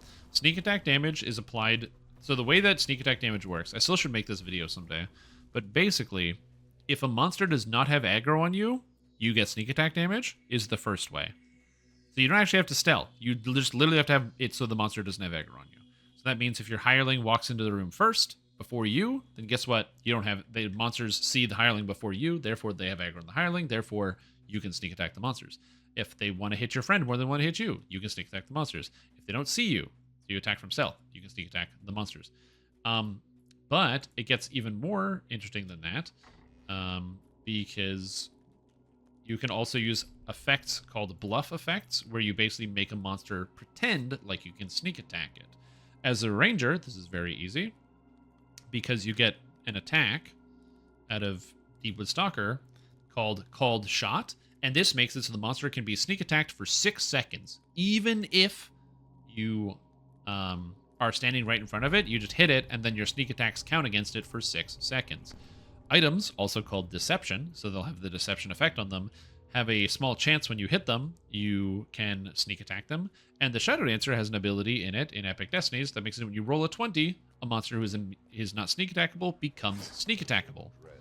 All of these things combined, you pretty much always have sneak attack against all targets all the time on every melee and range character, which is the reason why sneak attack damage is like desired by every melee and range character in the game. So if you're wondering why it's always like, oh, why does every single character gear sneak attack damage? It's because you can always have it active. The air is stale and cool. The smell of blood. Available for free, not in character slots, classes, or cosmetics. Oh, tons of content is behind paywalls. Absolutely, yeah. I would say the thing that they sell the most of is content. But they're sold in like little adventure packs, and you earn the points by playing, so you can like play the game and get the points and then buy a new pack and then play it and get points and buy a new pack and stuff like that. Or VIP. My recommendation for getting started with this video game, this is the recommended path that I would recommend for most people getting started. It's Friday, so download the game and kill a weekend. You'll easily get 30 to 4 hours of content in DDO before you like run out of things to do. Easy. So you can kill a weekend. Play the game for 5 hours, 6 hours, 10 hours. I don't know what you kids play nowadays. Do you guys sit at the computer for 10 hours now? I don't know. Anyways, play the video game for a whole weekend. If you like it and you are having fun, it's not going to get worse. It's going to be like that or better into the future.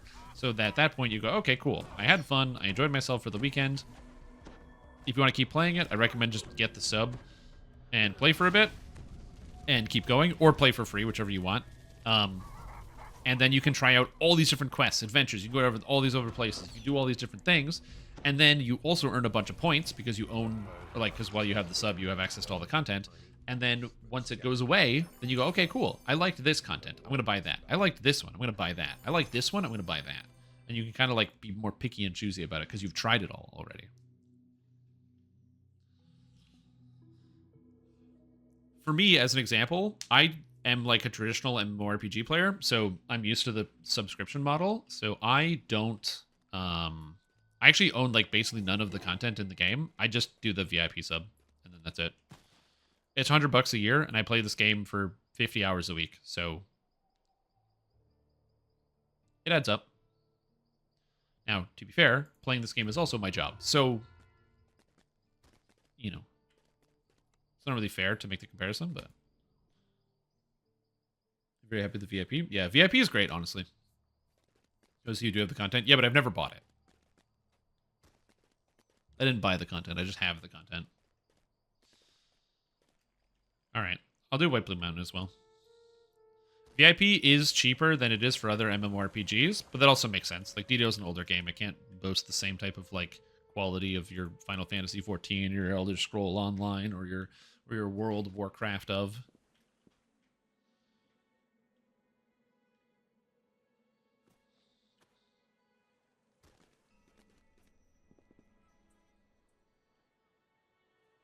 Yeah, they've also, in the past, done coupons where they've given away all of the content in the entire game. So that's also a thing that exists.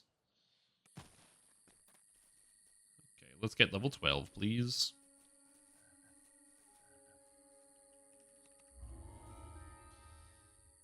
Alright, White Plume Mountain. The gatekeeper's portal takes you to the bottom of a collapsed Crawl was huge. Yep. staircase Dungeon somewhere crawl. underground. To coincide with PAX East this year, they gave out a coupon that gave away most of the adventure packs in the entire game, which was pretty cool. Is clutched in its hand. Make sure to let you know how you like it. Yeah, because like I said, the thing about the game is you'll know right away. To the east Like, lies a room DDO, if you play for an hour and you're having fun, going to taverns and like looking for adventures and talking to the villagers and then exploring dungeons and looking for secrets and finding secret doors and picking up treasure and like going through all your character stuff or solving riddles, double my number, I'm less than a score. Half my number, I'm less than 4. Add 1 to my double when bakers are near. Days of the week are still greater, I fear. And you like solving riddles. You'll have a lot of fun with this game. Started 4 days after it ended. It hurt. Yeah. But the thing is, even with that, a lot of people get VIP anyway. And then you get the VIP, and then you don't even notice that you didn't have the coupon. So it's like, I'm more of a 1 MMO kind of gamer, so I generally play like 1 game at a time. And so as somebody who plays 1 game at a time, you know, you end up not really worrying about like paying multiple subs or whatever. I just sub to whatever game I play. It's like when I played SWTOR, I just subbed to SWTOR, even though it's free to play. I'm like, yeah, but it's the best experience is when you just subscribe. So I'll just do that one, and then instead of another one, move it around. Why you say that everybody got to VIP, but I doubt it, because I find people asking for an opener all the time. What? I don't say that everybody is VIP. I'm saying I recommend it as a good option to get started.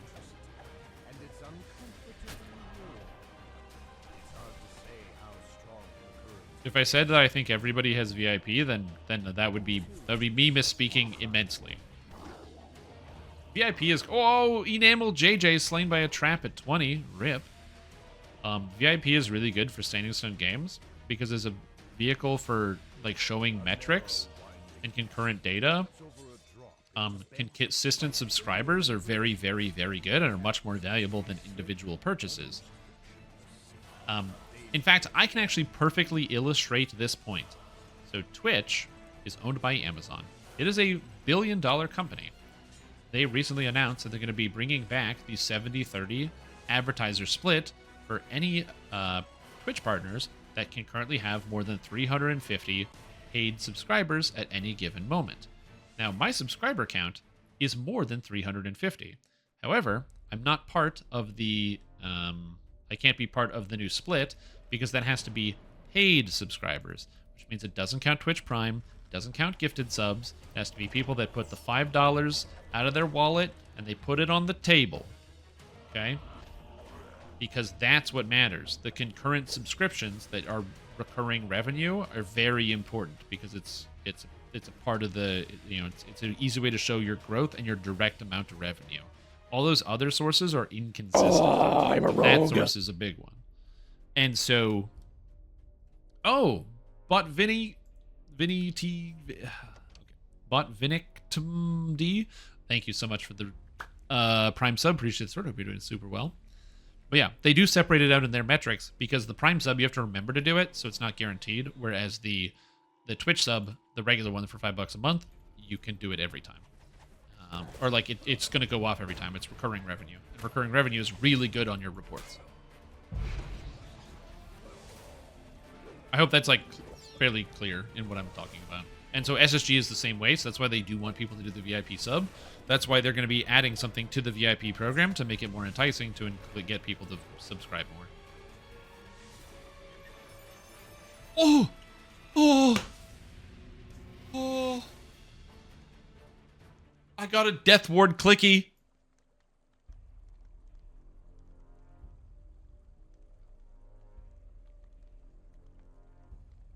Honestly, worth it. Over the damage, worth it.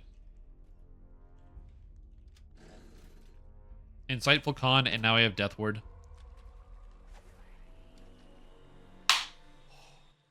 Thank you, universe. I am your exact level ranger, and I am do not kill this fast. Yeah.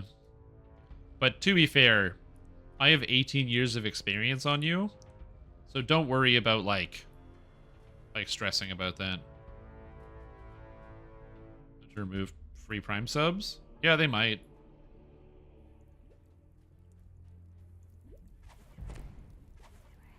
Death block? Yes. Death block prevents you from dying to instant kill effects. So a monster can't use an instant kill and kill you. Death ward protects you from negative energy damage and energy drain. So what that, on top of the instant kill effects. So what exactly does that mean? A monster can use an energy drain to drain your levels, reducing your total level. Every time you lose a level, you lose 10% of your stats. It's multiplicative, but it gets really dangerous really fast. If you get 3 negative levels, your health is 60% of what it normally was. So it's really important you don't get level drained. Additionally, there are several effects that are instant kills that bypass Death Ward because of how they function. Or Death Block. For example, if you face off against the monster Shadow, Shadows drain your strength when they hit you with an attack.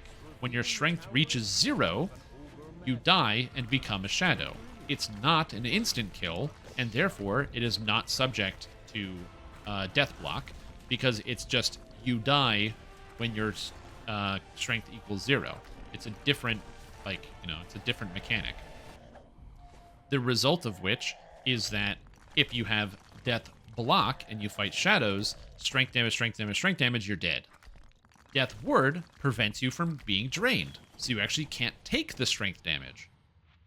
You become immune to the strength damage from shadows, and therefore, your strength doesn't go down, therefore it protects you from the death effect from shadows. Exhaustion? Yes, it's called Lesser Restoration Potion. Lesser Restoration Potions are restore ability score, fatigue, and exhaustion. I don't know why this guy's not doing anything, but it's very convenient because he has a lot of hit points. AoE nearly as well as whatever you have going on.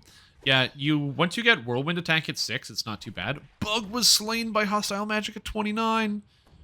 Yeah, if your strength is 0, you're boned. That's why I don't start characters at lower than 10 strength.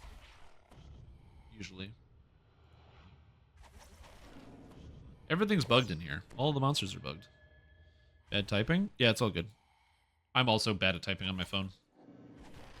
I could think because of my age group that I would be very good at typing on my phone, and I'm really not.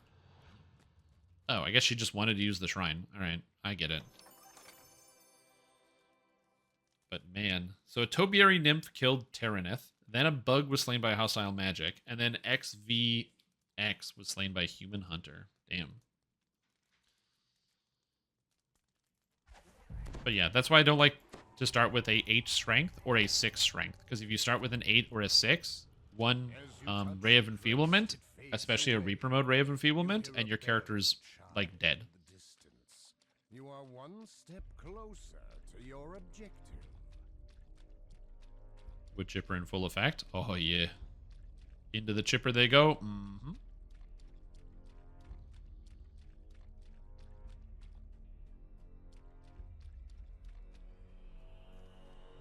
Yeah.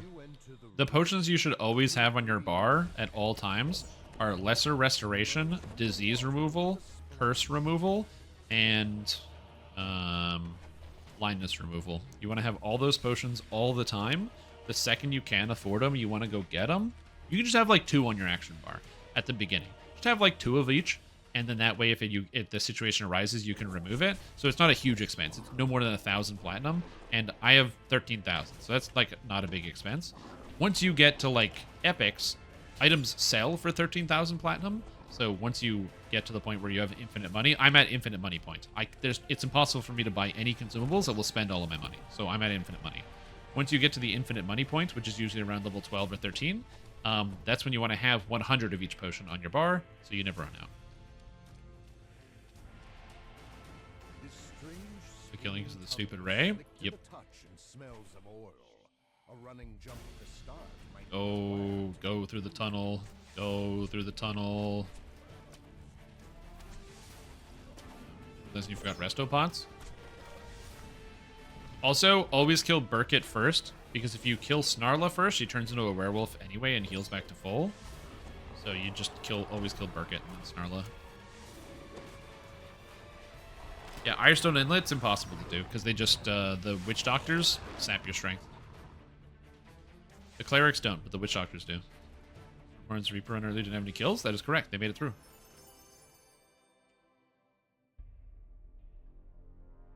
That item sucks.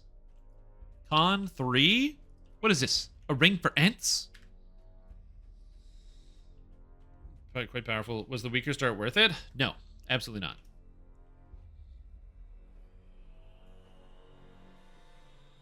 I could just play this exact same character, but with like 1 level of Dark Hunter and the rest as Wizard, and have full spellcasting complement on top of what I'm doing.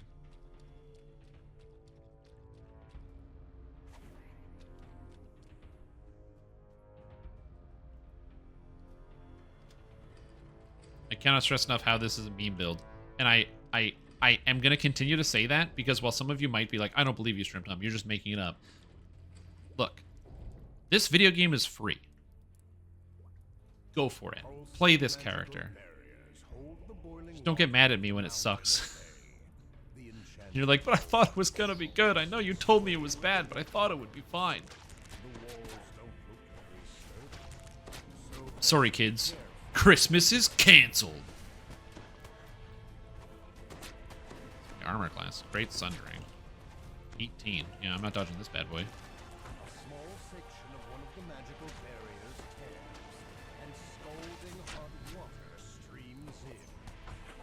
Fortunately for me, I'm like borderline invincible because I can just heal for 1 billion.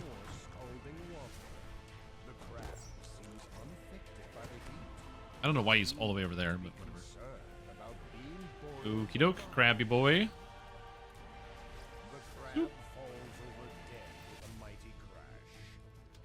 Masses since forever? That's right, me misleading. I tell everybody it's terrible, and then they're like, oh, Feather Falling is always good. Feather Falling is okay. Another crest claimed. Only one left to go. Yeah. Borderline invincible? Yes, that is correct. What, are you going to come in and try to PvP me in my game? Are you going to try to PK me? Oh, Ipsum, can I tell you a funny joke? Because I like the video game Destiny, Steam recommended I should try EVE Online. Bright green slime covers the floor here. Something about it gives you a bad I know. pain stings the soles of your feet. That's what you told me. You're like, I have 2,000 hours in EVE Online. 2 out of 10.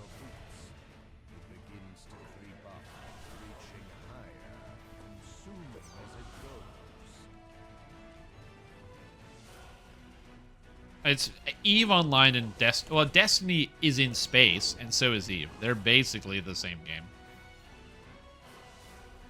This mechanical door has a keyhole mounted in the You know what? You like Destiny? You should try Asheron's Call, or not Asheron's Call. Massive Orion. Massive Orion's basically the same game. We'll play it not so much. Yeah. EVE is the game that people wish they didn't play. I think that's probably a fair summation.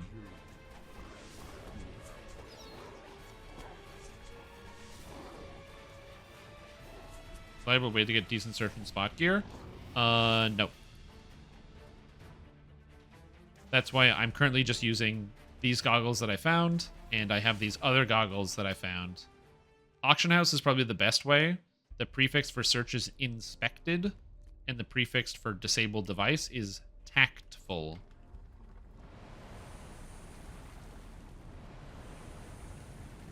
So you just kind of search for inspected and tactful items. It's also level 1 crafting, so it's pretty easy. But yeah, there's no deterministic ways to get those things, which is exactly why for this character, I'm specifically going into the Dark Hunter tree to grab Lupine Instincts, so no matter what, I will have the stats for it. That's why I recommend that. Gotcha. A group of bugbears saunter up to the far side of the market. Two beasts smiles on their faces. Oh, EVE is, as I said, it's the type of video game that you wish you didn't play it, but it's an amazing product. No one's saying the product isn't amazing. It does things that other video games don't do.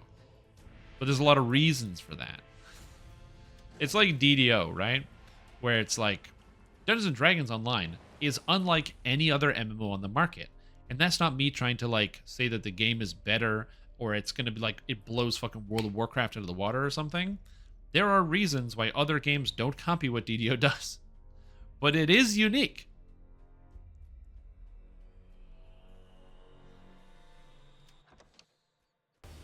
Being different does not necessarily mean being better. It just means it's fine. It's harder to find a place to, a lunch table to sit at sometimes.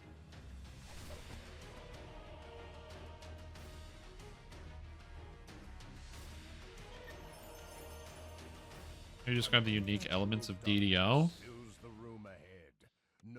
There's no comparison. DDO isn't like any other MMORPG on the market.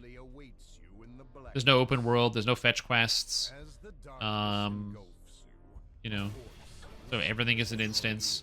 There's full character customization. You are allowed to brick your character and make it borderline unplayable, whereas you can't do that in the modern MMORPG. And now, Death Ward. Suck it, Shadows. You can't drain my strength, bastards.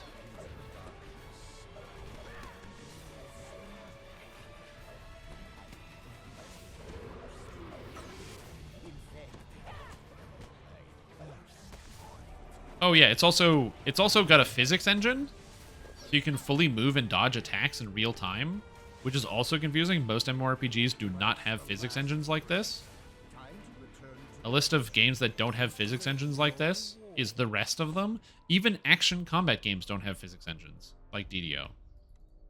Like, Elder Scrolls Online does not have a physics engine. So what I mean by that is in the game in Elder Scrolls Online, you have to aim your attacks to hit the monsters. Monsters do not have to do that to you. You can't just dodge out of the way of an auto attack. If a monster shoots you with an arrow, the arrow hits you.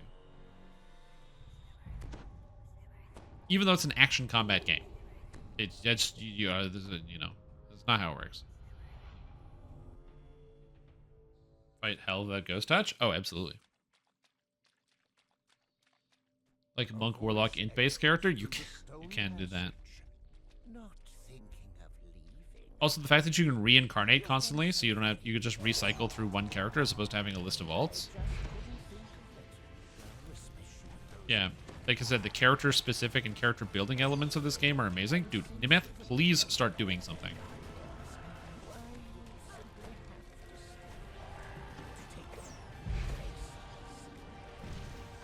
Ugh.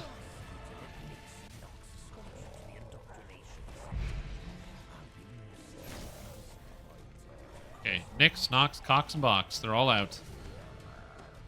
They're healing each other. They're healing a lot. That's a problem.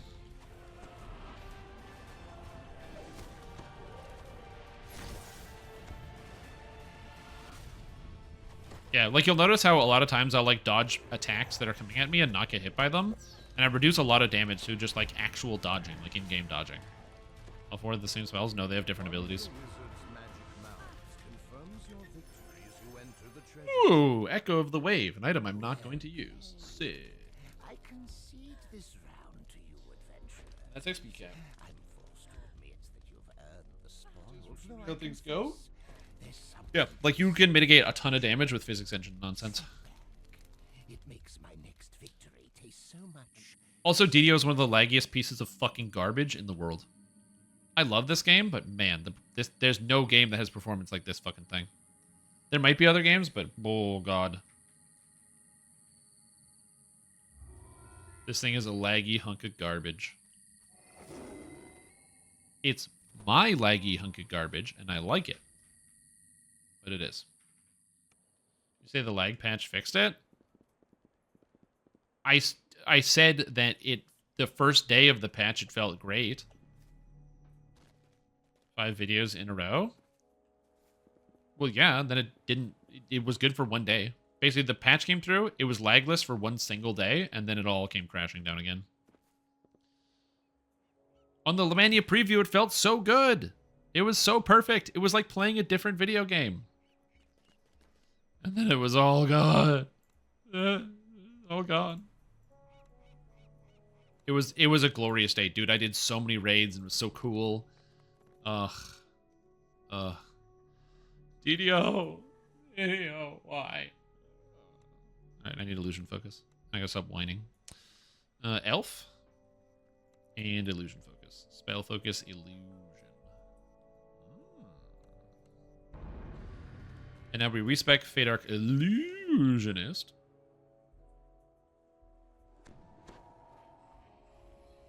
Yes, because, like, trust me, when you get to raids, it's real bad. Not everybody does raids, but...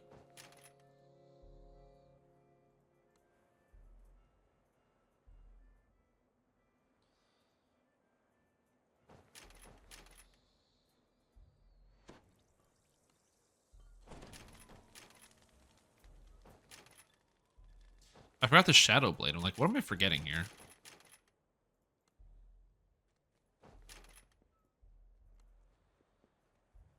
Okay, I'm going to respec this again because I'm going to replace Bend Light with Displacement.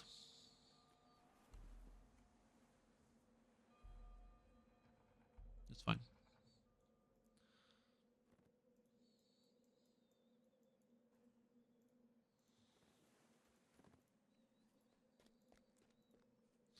Okay.